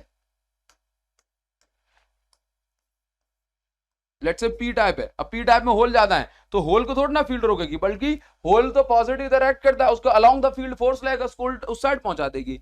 अब एन टाइप में इलेक्ट्रॉन ज्यादा है, ठीक है, तो मुझे ऐसा बोलना चाहिए, मैं ये चीज जो है आपको एक बार फिर से बताता हूं, मेरा दिमाग खुद ही गच्चा खा गया, ठीक है, क्योंकि बहुत सारी चीज हो गई। देखो मैं आपको समझाता हूं, जल्दबाजी लगती है कभी कभी कि भाई जल्दी निपटा दो जल्दी निपटा दो। In a diode the reverse current is practically not dependent on applied voltage, ये चीज समझो। देखो एक्चुअल में क्या है कि लेट्स से यहां पे मैंने एन टाइप डोपिंग की या पेंटावैलेंट डोपिंग की, तो ये बन गया एन टाइप। तो एन टाइप में क्या है कि माइनॉरिटी में कौन है, माइनॉरिटी में बोला होल्स हैं, बाकी सारे इलेक्ट्रॉन्स हैं। अब ठीक है, हाँ मैं ये कंफ्यूज हो गया कि मैंने भाई होल बनाया तो ऊपर पी कैसे लिख दिया, जबकि मैं माइनॉरिटी को लिख रहा था, ठीक है, ये पी टाइप की बात हो गई। इसमें माइनॉरिटी में कौन होगा, बोला इलेक्ट्रॉन्स, बाकी सब होल्स हैं। अब बीच में इलेक्ट्रिक फील्ड बन रही है फ्रॉम एन टू पी। अब आप सोच के देखो कि भाई इलेक्ट्रिक फील्ड तो यही चाहती है ना कि इलेक्ट्रॉन्स पे ऑपोजिट डायरेक्शन में फोर्स लगाए, तो ये इलेक्ट्रॉन तो बड़े आसानी से जंक्शन को पार कर जाएगा। इलेक्ट्रिक फील्ड तो यही चाहती है ना कि होल पे सेम डायरेक्शन, भाई इलेक्ट्रिक फील्ड क्या जाती है, होल पे अलोंग द फोर्स, इलेक्ट्रॉन पे opposite to the force. First chapter से तो हम पढ़ रहे हैं इस चीज को, तो इसका मतलब है कि आपने कोई वोल्टेज अप्लाई किया है, बैटरी लगाई है कि नहीं लगाई, उससे फर्क नहीं पड़ता। ये जो होल्स हैं इनका जो मतलब माइनॉरिटी चार्ज का जो करंट है वो तो हमेशा जो है फ्लो होता ही रहता है, और माइनॉरिटी करंट को हम रिवर्स करंट कहते हैं, ठीक है। तो ये जो है रीजन आपको यहां पर बता दिया गया है, ठीक है। Reverse current is limited due to concentration of minority. Reverse current तो भाई बहुत कम है, तो जो है फर्क ही नहीं पड़ता, कितना माइक्रो एम्पियर में होता है, ठीक है। चलिए ठीक, और एक्चुअल रीजन जो है आपको मैंने ये बता दिया है, ठीक। अच्छा देखो जरा, अभी अभी जस्ट मैंने आपको यही चीज बताई थी पीएन जंक्शन के बारे में, असर्शन रीजन में पूछ लिया गया अभी एक नंबर में, ये जहां पे एक और जो दो तीन लिखे थे ना अभी पॉइंट, ये 24-25 के पूछे गए क्वेश्चन है, ठीक है। Now we cannot form a pn junction diode by taking a slab of p type and n type physically joining। बताओ क्या हम बना सकते हैं फिजिकली ऐसे ज्वाइन करके एन टाइप और पी टाइप, बोला नहीं बना सकते, तो बात तो इन्होंने सही लिखी है। रीजन क्या दिया है, बोला पी टाइप में इलेक्ट्रॉन ज्यादा होते हैं, एन टाइप में होल ज्यादा होते हैं, ये रीजन ही उन्होंने गलत दे दिया, तो ऑप्शन नंबर सी लगाना है, ठीक है। रीजन तो मैं आपको ऑलरेडी बता ही चुका हूं कि क्या रीजन होने वाला है और क्यों होने वाला है। अच्छा, पीएन जंक्शन डायोड को जो है हम किसकी तरह एक्ट कर सकते हैं, तो पीएन जंक्शन डायोड को हम स्विच की तरह, ट्रांजिस्टर की तरह हम यूज कर सकते हैं, ठीक है। बट पीएन जंक्शन डायोड को रजिस्टर, इंडक्टर या कैपेसिटर की तरह यूज नहीं कर सकते, क्योंकि पीएन जंक्शन डायोड में क्या होता है कि स्विच में क्या होता है कि भाई अगर हमने ऐसे स्विच को हमने ऐसे ऊपर की साइड कर दिया लेट्स से, तो करंट फ्लो नहीं होता, नीचे की साइड कर दिया तो करंट जो है फ्लो होता है। ऐसे ही तो होता है कि सिर्फ इस साइड से इस साइड करंट घुस सकता है, इस साइड से इस साइड करंट नहीं घुस सकता, तो इस स्विच की तरह एक्ट करता है, ठीक है, पीएन जंक्शन डायोड, ठीक। अच्छा, अब इसके बाद जैसे मैंने आपको डिप्लीशन लेयर के बारे में समझाया था डिप्लीशन लेयर के बारे में कि भाई साहब ये बताओ जरा, in semiconductor diode thickness of depletion layer is not fix. बिल्कुल सही बात है, सही बात है। क्यों फिक्स नहीं है, क्योंकि डिप्लीशन लेयर की जो थिकनेस है कई सारे फैक्टर पर डिपेंड करती है, जैसे कि डोपिंग कॉन्सेंट्रेशन वगैरह, ठीक है, such as biasing doping concentration. Biasing क्या है, फॉरवर्ड में डिप्लीशन लेयर की थिकनेस घटती है, वो मैं आपको आगे बताने वाला हूं, और रिवर्स बाइस में डिप्लीशन लेयर की थिकनेस बढ़ती है, तो बाइसिंग डोपिंग कॉन्सेंट्रेशन इन पे डिपेंड करती है। तो इसका मतलब ये ऑप्शन नंबर ए करेक्ट हो जाएगा, यानी कि असर्शन वाला जो स्टेटमेंट है उसको करेक्टली एक्सप्लेन कर दिया रीजन वाले स्टेटमेंट ने, ठीक है। चलो, तो ये सारी कहानी है, आपको भी समझ में आ जाएगी। अच्छा, अब इसके बाद जो है हम यहां पर काफी इंपॉर्टेंट चीज जो है आपको पढ़ाने वाले हैं, ठीक है, बढ़िया एकदम जो है आपको मजा आ जाएगा, आपको एकदम मजा आ जाएगा, ठीक है, वो चीज मैं आपको यहां पर पढ़ाने वाला हूं, ठीक। अच्छा, बैरियर वोल्टेज, मतलब अब मैं आपको पढ़ाने वाला हूं फॉरवर्ड एंड रिवर्स बाइसिंग, ठीक है, फॉरवर्ड एंड रिवर्स बायसिंग। ठीक है, पहले इतना मैं सेव कर देता हूं, नहीं तो कुछ वीडियो अब देखिए यहां से ही बहुत सारे क्वेश्चन आ जाते हैं, forward bias and reverse biasing जब हम पीएन जंक्शन डायोड ही करते हैं। सबसे पहले देखो आप समझिए कि बायसिंग का मतलब क्या होता है। बायसिंग का मतलब होता है कनेक्शन। ठीक है, तो फॉरवर्ड बायसिंग वो होती है जिसमें हम डायोड के पी को बैटरी के प्लस से और एन को बैटरी के माइनस से जोड़ देते हैं। ठीक है, फॉरवर्ड बायसिंग को फॉरवर्ड बायसिंग में पी जुड़ता है पॉजिटिव से और एन जुड़ता है नेगेटिव से। ठीक है, अब ये क्या होता है, लेट्स से पॉजिटिव जोड़ दिया तो अब क्या होगा कि ये है ना बैटरी का प्लस, ये ऐसे करंट फ्लो कराने की कोशिश करेगा। ठीक है, ये होल को ऐसे धक्का देने की कोशिश करेगा। ठीक है, और ये नेगेटिव इस इलेक्ट्रॉन को, तो दोनों साइड से डिप्लीशन लेयर पे दबाव पड़ेगा। इससे डिप्लीशन लेयर की जो थिकनेस होती है ना वो घट जाती है। तो फॉरवर्ड बायसिंग में डिप्लीशन लेयर की थिकनेस घट जाती है, दोनों साइड दबाव पड़ रहा है ना। अच्छा, इसके बाद क्या होता है कि जो बैटरी का जो वोल्टेज है इसको हम बोलते हैं अप्लाइड वोल्टेज। बैटरी का जो वोल्टेज इसको हमने क्या बोला, अप्लाइड वोल्टेज या सप्लाइड वोल्टेज। तो जो वोल्टेज हम अप्लाई कर रहे हैं वो क्या कर रहा है, इस होल को यहां धक्का दे रहा है और बीच का जो बैरियर पोटेंशियल है वो इस होल को रोकने की कोशिश कर रहा है। तो इसका मतलब ये हो गया कि अप्लाइड वोल्टेज चाहता है कि होल यहां चला जाए और बैरियर पोटेंशियल चाहता है कि होल को रोक दिया जाए। तो इसका मतलब ये होता है कि जो हमारा अप्लाइड वोल्टेज है फॉरवर्ड बायसिंग में ये क्या कर रहा है, ये बैरियर पोटेंशियल को अपोज कर रहा है, बैरियर पोटेंशियल को घटाने की कोशिश कर रहा है। ठीक है, क्योंकि बैरियर पोटेंशियल जब तक घटेगा नहीं तब तक मेन करंट फ्लो नहीं हो पाएगा। बैरियर यानी रोकने वाला पोटेंशियल, तो रोकने वाले पोटेंशियल को पहले कैंसिल करना होगा, केवल तब जाकर के फॉरवर्ड करंट जो है फ्लो हो पाएगा। तो फॉरवर्ड बायसिंग में करंट फ्लो कराते हैं ना तो जंक्शन की रेजिस्टेंस घट जाती है, तभी तो करंट फ्लो होगा। ठीक है, और पीएन आइडियल पीएन जंक्शन की अगर हम बात करें तो फॉरवर्ड बायसिंग में जंक्शन की रेजिस्टेंस जो होती है वो नेग्लिजिबल होती है, जीरो मानी जाती है। ठीक है, अब फॉरवर्ड बायसिंग में करंट जो होता है सिर्फ मेजॉरिटी चार्ज कैरियर के कारण होता है और फॉरवर्ड बायसिंग में जो करंट होता है मिली एम्पियर में होता है। ज्यादा इंपॉर्टेंट बात आप यहां पे समझिए, तीन इंपॉर्टेंट पॉइंट है। तीन इंपॉर्टेंट पॉइंट है कि फॉरवर्ड बायसिंग में डिप्लीशन लेयर की थिकनेस घटती है, एक point. Forward biasing barrier potential को कैंसिल करता है, दूसरा पॉइंट। ठीक है, और जब बैरियर पोटेंशियल से ज्यादा अप्लाइड पोटेंशियल हो जाए केवल तभी करंट फ्लो होगा। फॉरवर्ड बायसिंग में जंक्शन की रेजिस्टेंस जीरो या नेग्लिजिबल हो जाती है, केवल तभी करंट फ्लो होता है। फॉरवर्ड मतलब सीधा सीधा कनेक्शन। ठीक है, और रिवर्स बायसिंग में इसका जस्ट उल्टा है। रिवर्स बायसिंग में जंक्शन की जो डिप्लीशन लेयर की जो थिकनेस है वो बढ़ जाती है, क्योंकि रिवर्स बायसिंग में पी को नेगेटिव से कनेक्ट कर दिया, सारे होल ये नेगेटिव ही साइड खींचते हैं, यहाँ पे सारे इलेक्ट्रॉन ये पॉजिटिव साइड खींचते हैं, तो दोनों साइड से प्रेशर रिलीज हो गया तो थिकनेस जो है इसकी बढ़ गई। अब रिवर्स बायसिंग क्या करता है, बैरियर पोटेंशियल को सपोर्ट करता है। देखो रिवर्स कनेक्शन जब भी हम बैटरी करते हैं तो भाई करंट फ्लो नहीं होगा ना, और बैरियर पोटेंशियल भी चाहता है करंट फ्लो ना हो, इसलिए रिवर्स बायसिंग जो है ये बैरियर पोटेंशियल को सपोर्ट करता है। ठीक है, रिवर्स बायसिंग मतलब उल्टा कनेक्शन। कभी हम उल्टा कनेक्शन कर देंगे तो करंट फ्लो होगा, नहीं होगा, इसलिए रिवर्स बायसिंग में जंक्शन की रेजिस्टेंस इनफाइनाइट हो जाती है। ठीक है, करंट फ्लो नहीं होता है। रिवर्स बायसिंग में करंट जो है माइनॉरिटी करंट फ्लो होता है। सर अभी तो कह रहे थे करंट फ्लो नहीं होता, अब कह रहे हैं माइनॉरिटी करंट फ्लो होता है। भाई देखो मेजर करंट जो हम मानते हैं ना, जो जिस करंट की हम बात करते हैं कि करंट 1 एम्पियर 2 एम्पियर, वो मेजॉरिटी करंट की बात करते हैं, है ना। जो चार्ज कैरियर ज्यादा होते हैं जैसे एन में इलेक्ट्रॉन, पी में होल, उनकी बात करते हैं। माइनॉरिटी तो है ही बहुत कम। ठीक है, तो उनके करंट को माइक्रो एम्पियर में जो होता है वो नेग्लिजिबल होता है, तो उसकी बात ही नहीं हम करते हैं। ठीक है, बट याद रखना रिवर्स बायसिंग में माइनॉरिटी करंट फ्लो होता है जो कि माइक्रो एम्पियर। भाई इससे ज्यादा करंट तो मेरी नसों में दौड़ रहा होगा। ठीक है, ठीक, तो याद रखिएगा। ठीक नाउ चलो इतनी बात हो गई। अब देखिए हम डायग्राम वायग्राम बनाएंगे, लेकिन चलो यहाँ पे रिप्रेजेंटेशन ऐसे कर देते हैं। ठीक है, नाउ सबसे पहले आप यहाँ पर देखिए वीआई कैरेक्टरिस्टिक कर्व हमें बनाना है, लेकिन देखिए सबसे पहले फॉरवर्ड बायसिंग में आप देख रहे हो ये फॉरवर्ड बायसिंग है, पी एन, ये पी टाइप और ये गेट लगा है गेट, ये एन टाइप है। तो ये देखो पी प्लस से एन माइनस से, तो ये फॉरवर्ड बायसिंग है, इसमें करंट फ्लो होगा। अब ये देखो पी नेगेटिव से कनेक्ट हो गया और एन जो गेट लगा है ये एन है, तो ये एन ये इससे प्लस से कनेक्ट हो गया, रिवर्स बायसिंग हुई तो इसमें करंट फ्लो नहीं होगा। ठीक है, करंट फ्लो नहीं होगा। ठीक है, आप इसको ध्यान रखना। अच्छा अब देखिए, अब देखो कभी आपसे ऐसे कहा जाए कि भाई साहब वीआई कैरेक्टरिस्टिक कर्व बनाना है, वो तो चलो अभी हम बना देते हैं, बट चलो ये क्वेश्चन आपको मिल रहा है, ये क्वेश्चन मिल रहा है, जरा इसका जवाब देने की कोशिश करना, इसका जवाब देने की कोशिश करो जरा सभी बच्चे। क्या लिखा है, when PN junction diode is forward bias, जब फॉरवर्ड बायसिंग अप्लाई करते हैं तो उसमें बैरियर पोटेंशियल क्या हो जाता है, घट जाता है, तो इसको हम बोलते हैं बैरियर हाइट डिक्रीजेज।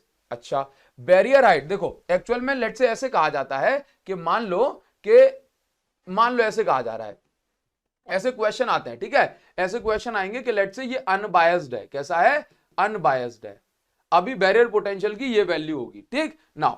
अब इसके बाद क्या कहा जा रहा है कि हमने फॉरवर्ड बाइसिंग कर दी, तो ये जो है ना ये बैरियर हाइट होती है, ठीक है, बैरियर हाइट, हमने फॉरवर्ड बाइसिंग कर दी ना, तो बैरियर घट गया, तभी तो करंट फ्लो होगा, तो ये फॉरवर्ड बाइसिंग को रिप्रेजेंट कर रहा है। हमने रिवर्स बाइसिंग कर दी तो बैरियर बढ़ गया, बैरियर पोटेंशियल बढ़ गया, तो ये रिवर्स बाइसिंग को रिप्रेजेंट कर रहा है, ठीक है। तो याद रखिए बैरियर हाइट, ठीक है, बैरियर हाइट या बैरियर पोटेंशियल की वैल्यू जो है बढ़ जाती है रिवर्स में और घट जाती है फॉरवर्ड, क्योंकि घटेगा बैरियर पोटेंशियल केवल तभी तो करंट फ्लो होगा। अच्छा, तो फॉरवर्ड बाइसिंग में क्या होता है, फॉरवर्ड बाइसिंग में तो डिप्लीशन लेयर की थिकनेस भी घटती है और बैरियर हाइट भी घटती है, बोथ डिक्रीजेस।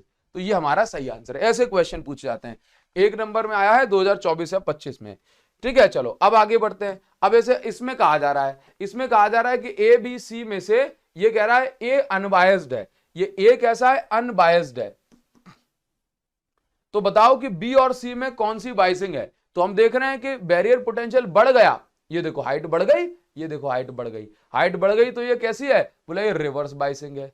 अब ये वोल्टेज की हाइट घट गई तो ये फॉरवर्ड बाइसिंग है।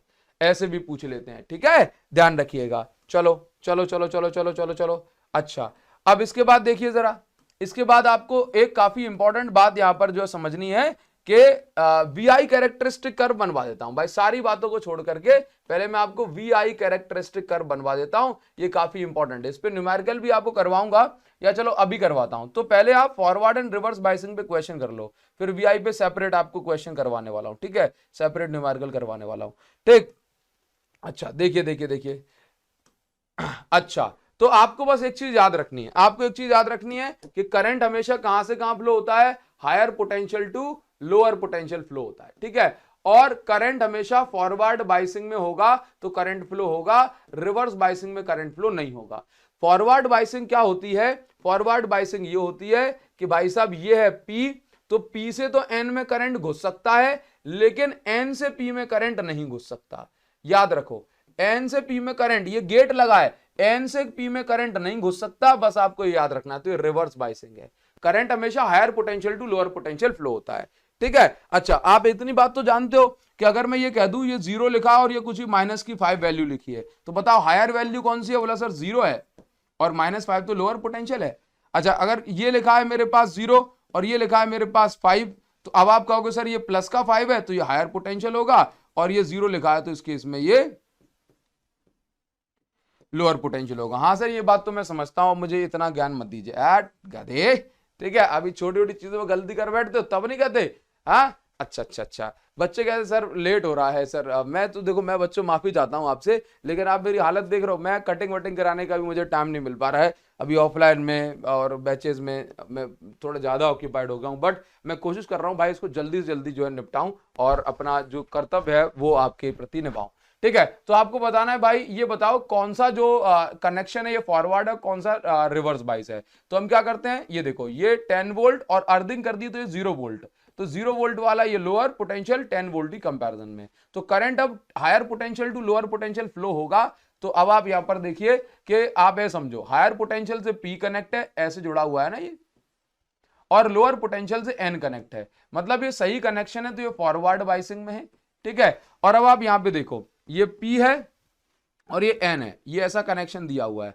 अब देखना ये 0 वोल्ट है और ये 5 वोल्ट है, तो ये हायर पोटेंशियल है और ये लोअर पोटेंशियल है। अब देखो N हायर पोटेंशियल से कनेक्टेड है, इसलिए रिवर्स बाइसिंग है और इसमें करंट फ्लो नहीं होगा, ठीक है। चलिए ऐसे क्वेश्चन आपसे पहचानने को आते हैं। अब देखिए इस टाइप के क्वेश्चन में पहचानिए। अब देखो इसमें आपको न्यूमेरिकल प्रैक्टिस भी जो है होती है, वो कैसे करेंगे वो मैं आपको भी बताता हूं, ठीक है। नाउ ये -12 है, ये देखो इस तरीके का कनेक्शन जो है यहां पर जुड़ा हुआ है, तो -12 मतलब ये N टाइप को रिप्रेजेंट कर रहा है, मतलब ये लोअर पोटेंशियल को रिप्रेजेंट कर रहा है, और ये -5 हायर पोटेंशियल को रिप्रेजेंट कर रहा है, ठीक है। तो आपको यहां पर क्या करना है, हायर पोटेंशियल से P और लोअर पोटेंशियल से N, ये फॉरवर्ड बाइस को रिप्रेजेंट कर रहा है, सही कनेक्शन है, ठीक है। ये P है ये N है, तो अब देखना -10 हायर लोअर पोटेंशियल होगा, -10 लोअर, देखो -5 ज्यादा बड़ा है ना -12 की कंपैरिजन में, -10 लोअर पोटेंशियल है और 0 वोल्ट हायर पोटेंशियल है, तो हायर पोटेंशियल P से कनेक्ट है, लोअर पोटेंशियल N से, तो ये भी फॉरवर्ड बाइस है, ठीक है। अब देखिए जरा ये P है ये N है,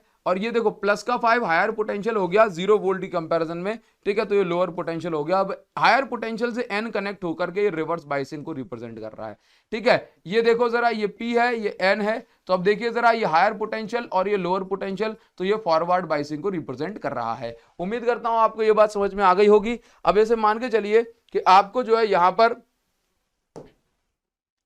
पर ये बताना है, ये आपको आप कमेंट सेक्शन बता दोगे, कमेंट में इसका आंसर बताना मुझे कि इसका आंसर आप लोग क्या लगा रहे हो। भाई ये फॉरवर्ड बाइसिंग है या रिवर्स बाइसिंग है, आप मुझे कमेंट सेक्शन में बताइएगा, ठीक है। फॉरवर्ड बाइसिंग है या रिवर्स बाइसिंग है, आप मुझे कमेंट सेक्शन में बताना, ठीक है। अब देखिए क्या लिखा है, in the given diagram which bulb out of B1 and B2 will glow why. सबसे पहले तो मैं आपको डायग्राम यहां पे दिखा देता हूं, ये बड़ा सा डायग्राम, ये देखो, ये डायोड ऐसे बनाए गए हैं, यहाँ पे ये डायोड ऐसे बनाए गए हैं, ये D1 है और ये D2 है, इस तरीके के डायोड है।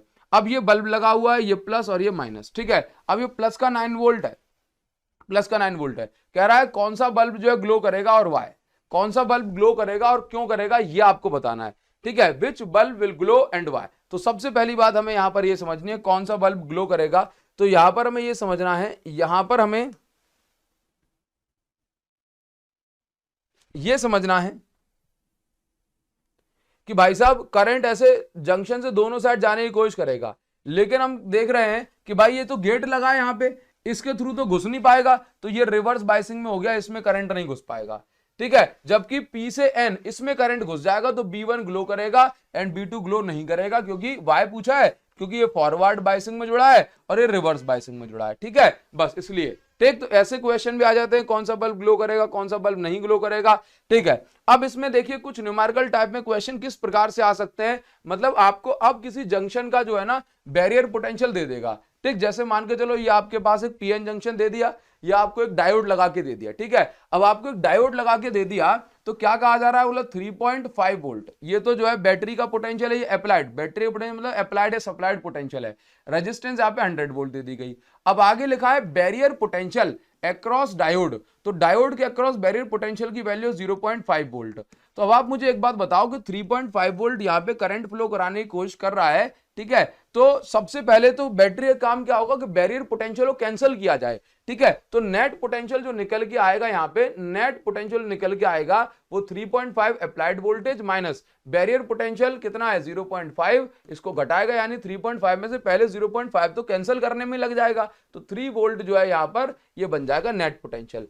अब बात कर रहे हैं करंट की, तो अब तो हम करंट निकाल देंगे, net potential V net upon जो भी रेजिस्टेंस है, तो वी नेट कितना है 3 और रेजिस्टेंस कितनी 100, तो ये बन जाएगा मेरे पास 0.3 मिली एम्पियर, ठीक है, 0.3 मिली एम्पियर, 0.3 मिली एम्पियर नहीं आंसर चलिए गलती हो गई, तो 3 × 10⁻²। तो अब अगर मैं यहाँ पे एक डिजिट बढ़ाऊंगा तो यहाँ इसको एक डिजिट छोटा करना पड़ेगा, तो अब जाकर के ये मेरा 30 मिली एम्पियर आ जाएगा। तो कभी कभी ऑप्शन देखकर भी हम जो खुद को सुधार लेते हैं, ठीक है। चलिए तो ये हमारा करेक्ट आंसर हो गया। चलो आगे बढ़ जाएंगे, आगे बढ़ जाएंगे। तो गाइस अभी जो है यहाँ पर आपको मिल रहा है, तो नेक्स्ट क्वेश्चन क्या मिल रहा है जरा यहाँ पर ध्यान से देखते हैं और समझते हैं। देखिए क्या लिखा गया है, कह रहा है कि भाई साहब एक 10 वोल्ट की बैटरी है। अच्छा क्वेश्चन है, बढ़िया क्वेश्चन, खुद से ट्राई कर सकते हो आप, इसको खुद से ट्राई कर सकते हो, तो एक बार जल्दी से ट्राई कर दो जरा इसको, क्या लिखा गया है, इसका आंसर जल्दी से बता देना एक बार, इसका आंसर जल्दी से एक बार मुझे बता दो कि 10 वोल्ट की बैटरी है और ये अटैच है, 3 रजिस्टर लगी हैं, 10 वोल्ट की बैटरी है, 3 register. What will be the reading of ammeter, ammeter की रीडिंग मतलब पूछ रहा है करंट क्या होने वाला है, ठीक है। ट्राई करते हैं। सबसे पहले तो आप यहां पर देखो कि करंट जो है यहां से आगे बढ़ेगा, ठीक है, नीचे जाएगा, यहां से तो घूम कैसे जाएगा, अब ये करंट यहां पहुंचेगा, यहां करंट नहीं जा पाएगा क्योंकि देखो ये गेट लगा है, इसमें करंट नहीं, तो इस ब्रांच में कोई करंट नहीं जा पाएगा, ये ब्रांच किसी काम की नहीं है, लेकिन नीचे नहीं जा पाएगा, तो क्या है यहां से यहां तो घूम पाएगा, हाँ सर घूम पाएगा। तो आप यहां पर ध्यान से देखो, एक्चुअल में क्या है, इस ब्रांच को देखो ही मत, लेकिन ये वाली ब्रांच तो देखेंगे, ये 10 और 20 किस में आ गया, पैरेलल में, तो हम इन दोनों की नेट रेजिस्टेंस निकालेंगे। तो 10 और 20 की नेट रेजिस्टेंस निकालेंगे, let's say this is R1 R2 R3, 10 और 20 की नेट रेजिस्टेंस निकालेंगे। पैरेलल कॉम्बिनेशन में रेजिस्टेंस का फॉर्मूला क्या होता है, ये होता है R1 R2 यानी 20 × 10 अपॉन R1 + R2, तो 30 हो गया। तो ये मेरे पास कितना होगा 20/3, तो इन दोनों की जो रेजिस्टेंस निकल के आई ये 20/3 आ गई, ठीक है, इन दोनों की जो रेजिस्टेंस निकल के आई ये अमीटर लगा दिया, 20/3 आ गई। और ये रेजिस्टेंस कितनी है बोला 40। तो अब मैं क्या करूंगा, अब इन दोनों को जोड़ूंगा तभी तो करंट निकलेगा 10 वोल्ट। नाउ अब इन दोनों जोड़ूंगा तो भाई 20/3 यानी 40, अब तो सीरीज में हो गए ना, सीरीज में, तो 40/3 प्लस 20 तो कितना हो गया, ये बन जाएगा मेरे पास 100/3, 60 100 100/3। तो 100/3 एम्पियर जो है इसके अंदर, ये 100/3 हो गई इसकी रेजिस्टेंस, नेट रेजिस्टेंस 100/3 हो गई। सॉरी 20/3 प्लस 40, ठीक है, तो ये 120 140/3, तो ये हो गई इसकी नेट रेजिस्टेंस। अब निकाल लो भाई साहब करंट। अब करंट निकाल लीजिए, तो I is equal to total voltage V/R, तो 10/140/3, तो करंट V/R, ठीक, तो ये मेरे पास 0 0 कट जाएगा, 3/14 एम्पियर आ गया। 3/14 एम्पियर इस सर्किट में जो करंट है वो हो गया। उम्मीद करता हूं भाई ये चीज आपको क्लियर हो गई होगी। ठीक है, अब देखो नेक्स्ट आपको जो है आगे बढ़ा देते हैं, आगे बढ़ा देते हैं। आगे बढ़ाने पर देखिए जरा आपको क्या मिल रहा है। ठीक है, अब देखो ये भी बढ़िया क्वेश्चन है। इस क्वेश्चन में क्या लिखा गया है जरा, अगर रिवर्स फॉरवर्ड पूछा है तो वो ठीक है, और दूसरा पूछा है तो वो भी कर देते हैं। देखिए क्या लिखा गया है, determine the current through diode in diode से। कंडीशन ये जो बना के दी है वो ऊपर समझ में आ रही है। ठीक है ना, अब देखो करंट निकालना है दोनों डायोड से, 10 वोल्ट यहां पे है और 0 वोल्ट यहां पे है। आगे तो ओपन है तो कोई मतलब ही नहीं है वहां से, तो इसका मतलब जो net potential difference, higher potential minus lower potential करोगे ना तो ये 10 वोल्ट निकल के आएगा। ठीक है, अब यहां पे देखो 0.3 वोल्ट इसका बैरियर पोटेंशियल है और 0.7 वोल्ट जो है थ्रेशोल्ड वोल्टेज या बैरियर पोटेंशियल, एक ही बात है, 0.7 वोल्ट इसका बैरियर पोटेंशियल है। ठीक है, तो आपको यहां पर ये ध्यान रखना है कि पहले 10 वोल्ट में से 0.3 और 0.7 1 वोल्ट तो जो है घट जाएगा, तो नेट वोल्टेज जो मिलेगा हमें वो कितना मिलेगा, 9 वोल्ट। और अब करंट दोनों फॉरवर्ड बाइस है ना, तो अब करंट फ्लो होगा, रेजिस्टेंस कितनी है 4 किलो ओम, तो I is equal to V/R, तो 9/4 किलो ओम यानी कि 4000। ठीक है, ऊपर 4000 निकाल लेना कितने एम्पियर करंट आ रहा है। ठीक है, ये आपका काम है। अब इसमें करंट ये देखो यहां से यहां जाने की कोशिश करेगा, अब ये देखो आगे गेट लगा है, इसमें नहीं जा पाएगा, तो भाई जब इसमें से नहीं जा पाएगा तो आगे कैसे बढ़ेगा, तो ये रिवर्स बाइसिंग में हो गई तो करंट फ्लो नहीं होगा। इसमें करंट की वैल्यू निकाल लेना। ठीक है, बताओ ऐसे क्वेश्चंस कर पाओगे? हाँ सर अब तो हम कर लेंगे। अब बताइए इसमें फॉरवर्ड और रिवर्स पता कर लेना है, which of the following is reverse बाइस, तो कमेंट सेक्शन में इसका आंसर देना कि सर ये वाला जो है रिवर्स बाइस है, दे दोगे इसका आंसर, देना ही पड़ेगा। ठीक है, देना ही चाहिए। अच्छा बताओ जरा, ये बताइए, बोला कौन सा diode, assuming diode to be ideal, अगर डायोड आइडियल है तो बताओ कौन सा ऑप्शन जो है करेक्ट होगा। D1 इज फॉरवर्ड, देखो ये 0 वोल्ट है मतलब ये हायर पोटेंशियल, अगर ये नेगेटिव है तो ये लोअर पोटेंशियल, तो सबसे पहले D2 तो फॉरवर्ड बाइस है और ये रिवर्स बाइस है, तो D2 is forward bias, D1 is reverse bias, hence no current. भाई रिवर्स बाइस लग गया ना तो करंट फ्लो होगा ही नहीं सर्किट में, तो बी इसका करेक्ट आंसर हो जाएगा। ठीक है, अब आगे बढ़ जाते हैं। आगे बढ़ते हैं तो जैसे मान लीजिए कि आपको यहां पर ये क्वेश्चन मिल रहा है। ठीक है, आगे बढ़ते हैं तो आप यहां पर ये मान लीजिए कि ये क्वेश्चन मिल रहा है कि आपसे कहा जा रहा है कि 220 वोल्ट की सप्लाई, 220 वोल्ट की सप्लाई दी गई है, connected between points A and B, what will be potential difference between capacitor. तो भाई कैपेसिटर में करंट फ्लो होता है एसी सप्लाई में, ये बात तो पता है, और ये 220 वोल्ट की सप्लाई दी गई है तो यहां पर भी 220 वोल्ट होगा, बट एक्चुअल में आप यहां पे समझिए कैपेसिटर पे मैक्सिमम वोल्टेज स्टोर होता है, कैपेसिटर की प्लेट में मैक्सिमम वोल्टेज आएगा तो कितना होगा, दैट विल बी, ये जो हमें सप्लाई दी गई है दैट इज VRMS दिया गया है, तो कैपेसिटर की प्लेट में मैक्सिमम वोल्टेज आएगा and this is VRMS into √2, तो 220 √2 ये इसका करेक्ट आंसर हो जाएगा। ऐसा कभी क्वेश्चन आ जाए तो बिल्कुल छाप आना। ठीक है, अच्छा अब आपको जो है यहां पर ये क्वेश्चन दिया जा रहा है, अगर आप स्कोर कर लेंगे तो भाई इस चैप्टर के न्यूमेरिकल जो है आपको क्लियर हो जाएंगे। ठीक है, जैसे मान लीजिए कि यहां पर आपको ये क्वेश्चन दिया गया, एक क्वेश्चन आपको होमवर्क के लिए भी देने वाला हूं।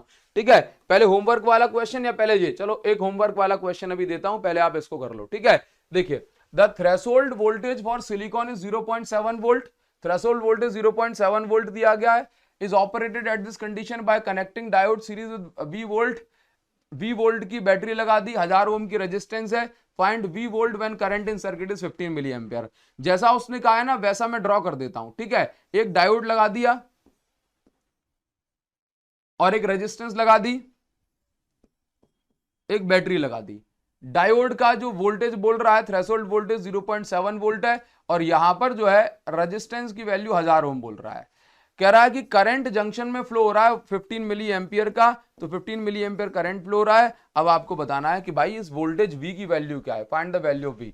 ट्राई कर सकते हो, ट्राई करो। देखो मैं आपको यहां पर एक बात बता दूं कि सबसे पहले नेट वोल्टेज का फॉर्मूला क्या होता है, नेट V का फॉर्मूला आर, यहां पे क्या था, यहां पे भी अपने ये लगाया था ना, या I is equal to V by R, ठीक है, I is equal to V by R, ठीक। नाउ अब देखिए, तो नेट V is equal to I by I R, ठीक है। नाउ तो नेट V कितना होगा भाई, अप्लाइड वोल्टेज कितना है मुझे पता नहीं है, लेकिन यहां पे ये तो पता है थ्रेशोल्ड वोल्टेज कितना है 0.7। नाउ तो ये कितना हो जाएगा आई आर, अब I की वैल्यू 15 मिली एम्पियर, ठीक है, और R की वैल्यू कितनी 10⁻³ यानी 1000 ओम, तो V इज इक्वल टू 15 और ये 0.7 इस साइड, भाई ये कट गया ना, 0.7 इस साइड आ जाएगा, तो बैटरी का जो वोल्टेज अप्लाइड है दैट इज 15.7 वोल्ट। इस तरीके से हम कर सकते हैं। अच्छा यहां पर जो है नोट डाल के जो है एक चीज जरूर लिख लो, नोट डाल के आप एक चीज लिख लीजिए कि बैरियर पोटेंशियल कहे या थ्रेशोल्ड वोल्टेज कहे, ये कितना होता है, सिलिकॉन के लिए होता है 0.7 वोल्ट और जर्मेनियम के लिए होता है 0.3 वोल्ट, ठीक है। जब तक इससे ज्यादा वोल्टेज नहीं मिलेगा तो फॉरवर्ड और रिवर्स बाइसिंग में करंट फ्लो नहीं होगा, ठीक है। ये आपको जो है होमवर्क दे रहा हूं, ये आपका होमवर्क है, जो भी है इसको पढ़ लेना, ठीक है, और बड़ा करके इसको दिखा दूंगा सो दैट आपको जो है समझ में आ जाएगा, ठीक है। ये आपका होमवर्क है, ठीक, इसका आंसर कहीं लिखा हुआ है, आप जो है मिला लेना, ठीक है। चलो अब इसके बाद देखिए जरा, अब यहाँ पे फॉरवर्ड एंड रिवर्स बाइस के कर्व में आपको सिखा देता हूं कि भाई फॉरवर्ड एंड रिवर्स बाइस में कैसे कर्व जो है आपको बनाने हैं, ठीक है। वीआई कैरेक्टरिस्टिक कर्व जो है काफी इंपॉर्टेंट है, आप इसको मिस नहीं कर सकते हो। सबसे पहली चीज तो आप ये मान लो कि भाई अगर मैं फॉरवर्ड बाइसिंग में फॉरवर्ड, ये वीआई कर्व क्या बताता है, वीआई कर्व हमें ये बताता है, जिसको हम वीआई कैरेक्टरिस्टिक कर्व भी कहते हैं, ये हमें ये बताता है कि अगर मैं यहां पर सबसे पहले तो ये हो गया आई और ये हो गया वी, ठीक है। ये कर्व ये बताता है कि अगर मैं किसी पीएन जंक्शन डायोड पर फॉरवर्ड बाइसिंग अप्लाई करता हूं तो वहां पे करंट में वोल्टेज के हिसाब से किस तरीके से वेरिएशन होगा। फॉर एग्जांपल हम क्या देखते हैं कि फॉरवर्ड बाइसिंग में हम क्या देखते हैं कि स्टार्टिंग में 0 वोल्ट जब हम अप्लाई करते हैं तो कोई भी करंट फ्लो नहीं होता, ठीक है। फॉरवर्ड बाइसिंग में मिली एम्पियर में करंट फ्लो होता है, ठीक। तो हम स्टार्टिंग में हमने वोल्टेज बढ़ाया लेकिन अभी भी करंट फ्लो नहीं होगा। करंट कब तक फ्लो नहीं होगा, जब तक कि आप एक पर्टिकुलर वोल्टेज तक नहीं पहुंच जाओगे, तो इस पर्टिकुलर वोल्टेज को पार नहीं कर दोगे, ठीक है। तो लेट्स से अगर मैं इस वोल्टेज की बात करूं तो ये होता है थ्रेशोल्ड वोल्टेज, ये क्या होता है थ्रेशोल्ड वोल्टेज, ठीक। थ्रेशोल्ड वोल्टेज मतलब ये वही बैरियर वोल्टेज, आप इसको एक प्रकार से कहते हैं थ्रेशोल्ड वोल्टेज लिखना, ठीक है। अच्छा इससे जब आप ज्यादा अप्लाई करोगे तो करंट फ्लो होना जो है इसके अंदर स्टार्ट हो जाएगा, ठीक है। अब ध्यान से सुनना, ध्यान से सारी बातें। अब मैं आपको यहां पर, वैसे तो आपको यही ड्रॉ करना है, ठीक। अब रिवर्स की अगर मैं बात करता हूं, रिवर्स की, अच्छा लेकिन चलो इससे थोड़ी सी बात और बता, जब भी आपसे कहना थ्रेशोल्ड वोल्टेज जो है मतलब आपको वीआई कर्व बनाना तो इस तरीके से बनाना, बट अगर वो स्पेशली नाम लिख के दे दे कि जर्मेनियम के लिए और सिलिकॉन के लिए वीआई कर्व बनाओ, तो हम कैसे करेंगे, ये वी है और ये आई है, और आई हमेशा किसमें होगा, स्पेशल अगर नाम लिख के दे देना तो आप ऐसे बनाओगे, आई हमेशा किसमें होगा, मिली एम्पियर में। तो ये देखो जर्मेनियम के लिए लेट से ये हो गया, जर्मेनियम के लिए सिर्फ कितना 0.3 वोल्ट, ठीक है। और अगर मैं बात करूंगा सिलिकॉन के लिए, तो सिलिकॉन के लिए इतना, इससे थोड़ा ज्यादा, ये 0.7 वोल्ट, ये सिलिकॉन के लिए, ठीक है। और ये क्या होते हैं, ये आपके थ्रेशोल्ड वोल्टेज, ठीक है। ये फॉरवर्ड बाइसिंग में अगर अकेला जर्मेनियम के लिए कहे तो अकेले जर्मेनियम के लिए, और उसके लिए कहे तो सिलिकॉन के लिए, ये क्या है, वी आई कैरेक्टरिस्टिक कर्व है,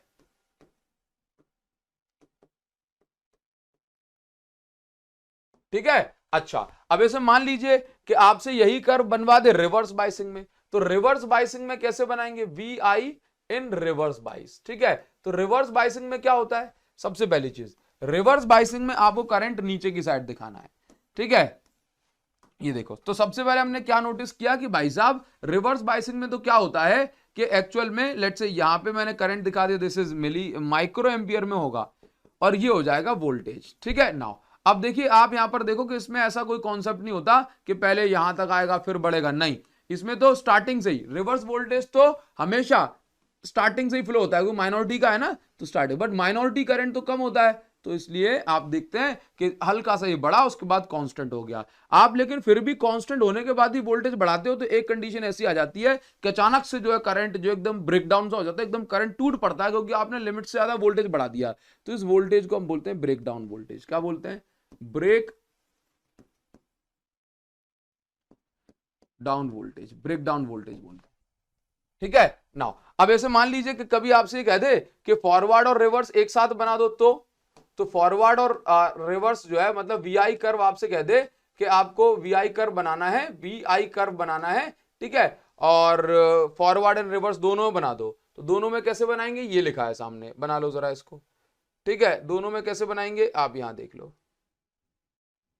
मतलब इन्हीं दोनों को मिक्स कर देना है। ऊपर वाला क्या बता रहा है? ऊपर वाला बता रहा है कि फॉरवर्ड वाइज, नीचे वाला बता रहा है रिवर्स बाइस। रिवर्स बाइस के लिए माइक्रो एम्पियर और फॉरवर्ड बाइस के लिए मिली एम्पियर चल रहा है। ठीक है, अच्छा अब यहां पर देखो एक कॉन्सेप्ट और होता है जिसको हम बोलते हैं डायनामिक रेजिस्टेंस। देखिए जब भी स्लोप ऐसा बनता है ना तो ये स्लोप कांस्टेंट होता है, स्लोप कांस्टेंट है। ठीक है, तो यहाँ पे तो सिर्फ रेजिस्टेंस, बट यहाँ पे आप देख रहे हो स्लोप कांस्टेंट नहीं है, यहाँ पे कुछ और एंगल होगा, यहाँ पे कुछ और एंगल। तो यहां पर हम क्या करते हैं, एक कॉन्सेप्ट आता है जिसको हम बोलते हैं डायनामिक रेजिस्टेंस, यानी कि स्लोप बदल रहा है तो रेजिस्टेंस भी बदलेगी। तो डायनामिक रेजिस्टेंस का फॉर्मूला होता है डेल्टा वी अपॉन डेल्टा आई। एक छोटा सा जो है पॉइंट मार्क करेंगे तो वहां से डेल्टा वी की वैल्यू ले लेंगे और यहां से डेल्टा आई की, तो ये हो जाएगा। ठीक है, अब आप यहां पर देखिए जरा, अब आपको यहां पर क्वेश्चन कैसे मिल जाएंगे, जैसे कि ये मिल गया, ये मिल गया, ये कह रहा है कि वीआई कर्व बनाओ, तो वीआई कर्व बनाना है पीएन जंक्शन डायोड के लिए, फॉरवर्ड और रिवर्स दोनों में। फिर कह रहा है why current under reverse bias is almost जो है इंडिपेंडेंट ऑफ अप्लाइड वोल्टेज। याद करो मैंने वो न्यूट्रल वाली स्लाइड पे तीनों क्वेश्चन लगाए थे, उसको लिखवाया है, याद करो आज की आज में, तो वहां से नोट कर लेना, पीडीएफ में टेलीग्राम ग्रुप पे अपलोड कर दूंगा। ठीक है, टेलीग्राम ग्रुप अभिषेक साहू सर फिजिक्स के नाम से, उसको ज्वाइन कर लेना। ठीक है, अब ये क्वेश्चन का जवाब दीजिए। आपसे इस क्वेश्चन में ऐसा क्वेश्चन पूछा जाता है जिसमें फॉरवर्ड बाइस रिवर्स बाइस में आपसे जो है डायनामिक रेजिस्टेंस की वैल्यू पूछी जाती है, इसका आपको जवाब देना होता है। ठीक है, तो आपको करना है कि भाई कह रहा है कि 15 मिली एम्पियर पे आपको रेजिस्टेंस बतानी है, तो 15 मिली एम्पियर कहां है, बोला ये रहा। तो इसके आसपास हमने मार्क किए दो फील्ड। अब इस वाली एक्सिस पे करंट है तो ये डेल्टा आई हो गया, इस वाली एक्सिस पे वोल्टेज तो डेल्टा वी हो गया। अब हम डेल्टा वी निकालेंगे ना, 0.8 माइनस 0.7 तो 0.1 बचेगा, अपॉन में डेल्टा आई निकालेंगे 20 माइनस 10 तो ये 10 मिली एम्पियर आएगा। ठीक है, तो यहां पे डायनामिक रेजिस्टेंस जो हमें जो मिल रही है डेल्टा आर, ये हो जाएगा हमारे पास, या इस पर्टिकुलर पॉइंट पे इसको डायनामिक रेजिस्टेंस आर डी कह देता हूं। ठीक है, नाउ तो देखिए जरा कितनी हो रही है, 0.1 10 टू पावर माइनस का 2, तो 0.1 ये, और ये ऊपर पहुंच गया 10 टू पावर 2, तो 100, ये 10 ओम आ जाएगा, 10 ओम इसका करेक्ट आंसर है। ठीक है, अच्छा इसके बाद ऐसा ही एक और क्वेश्चन दिया जा सकता है, ये क्वेश्चन दिया है, इसको समझना, what are majority and minority charge carrier, ये एक्सप्लेन करना है। ठीक है, डेफिनेशन आप लिख सकते हो, पीएन जंक्शन डायोड फॉरवर्ड बाइस होता है, describe movement of charge carrier which current produce, तो मतलब आपको पूरा मूवमेंट समझाना है कि होल कैसे मूव करेंगे, जैसे मैंने आपको बताया फॉरवर्ड बाइस में होल मूव करेंगे जंक्शन की ओर, यहाँ से इलेक्ट्रॉन मूव करेंगे, डिप्लीशन की जो विड्थ होगी वो घटेगी, वो आपको पूरी कहानी जो मैंने बताई है वो एक्सप्लेन करना है। बाकी आपको अगर दिक्कत आ रही है ना तो आप क्या करना, थ्योरी वगैरह को लिखने में तो टॉपर्स आई ऐप पे जाना, टॉपर्स आई ऐप पर जाना, ठीक है, जो कि हमारा ऐप है, ठीक, और इसमें डॉक्स वाले फोल्डर में जाना, और यहाँ पे डॉक्स वाले फोल्डर में एक प्रिंटेड नोट्स का फोल्डर है, और इस प्रिंटेड नोट्स के फोल्डर में चैप्टर 14 के आपको कंप्यूटराइज नोट्स मिल जाएंगे, उसके अंदर आपको पूरी थ्योरी लिखी हुई मिल जाएगी, वहां से आप पढ़ सकते हो उसको। ठीक है, चलिए अब आपको ये ग्राफ दिया गया और ग्राफ के बेस पर में डायनामिक रेजिस्टेंस बताना है एट -0.6 वोल्ट, मतलब इस जगह पे नहीं बताना, -0.6 वोल्ट। तो -0.6 वोल्ट पे मैं क्या देख रहा हूं कि भाई साहब -0.6 वोल्ट पे करंट तो एक्चुअल में लगभग 0 ही है, तो इसका मतलब इस पॉइंट पे डेल्टा अगर मैं रेजिस्टेंस निकालूंगा तो ये क्या होगा, V बाय आर। तो चलो ये -0.6 निकल के आ रहा है, सॉरी V बाय आई, तो -0.6 वोल्ट पे करंट कितना है, करंट तो 0 ही है, करंट तो अब जाके बढ़ा है। ठीक है, तो इसका मतलब यहां पे करंट अगर 0 तो रेजिस्टेंस इस पॉइंट पे कितनी होने वाली है, इनफाइनाइट होने वाली है। ठीक है, तो इस तरीके से आप इन क्वेश्चंस को करते हैं। अब चलो मैं अब आपको ले चलता हूं रेक्टिफायर पे। कहां ले चलता हूं? रेक्टिफायर। अब रेक्टिफायर में सबसे ज्यादा क्या पूछा जाता है? तो भाई सबसे पहले तो रेक्टिफायर ही पूछ लिया जाता है कि रेक्टिफायर क्या होता है। सुनिए जरा, रेक्टिफायर क्या होता है और इसके अंदर कुछ फ्रीक्वेंसी पर एक आध क्वेश्चन आता है। तो हमने हमेशा पढ़ा है हाफ वेव और फुल वेव रेक्टिफायर। भाई साहब मैं आपको बता देना चाहता हूं यहाँ पे, ये देखिए जरा, तो मैं आपको बता दूं नोट्स कैसे हैं और कहां पे जो है आपको मिल जाएगा। ठीक है, तो टॉपर्स आई पे आप जाओगे, ऐप डाउनलोड कर लेना। ठीक है, तो टॉपर्स आई पे आप गए, चैप्टर 14। अब आपको ना यहाँ पे रेक्टिफायर पूरा लिखा मिल जाएगा, हाफ वेव रेक्टिफायर और फुल वेव रेक्टिफायर। ठीक, थोड़ा सा नीचे आए अपन, ये देखो यहाँ पे देखने को मिल गया। अब वर्किंग वगैरह तो हमने नॉर्मल क्लास में सीखी हुई है, यहाँ पे बताता हूँ क्वेश्चन कैसे आता है। तो पहले तो रेक्टिफायर बहुत इंपॉर्टेंट है, ये पूरा ही जो है थ्योरी डेफिनेशन वगैरह सब पूछ लिया जाता है। रेक्टिफायर काफी इंपॉर्टेंट है। ठीक है, हाफ वेव रेक्टिफायर और फुल वेव रेक्टिफायर। अब यहाँ पे क्या पूछा जाता है मैं आपको बता देता हूँ। रेक्टिफायर क्या होता है? ऐसा डिवाइस है जो ऑल्टरनेटिंग करंट को डायरेक्ट करंट में कन्वर्ट करता है। ठीक है, रेक्टिफायर किस प्रिंसिपल पर बेस्ड है? तो रेक्टिफायर का बहुत सिंपल सा प्रिंसिपल है कि फॉरवर्ड बाइस में तो ये करंट को अलाउ करता है और रिवर्स बाइस में करंट को अलाउ नहीं करता। एज इट इज याद कर लेना। रेक्टिफायर दो टाइप की, एक होता है हाफ वेव रेक्टिफायर और एक होता है फुल वेव रेक्टिफायर।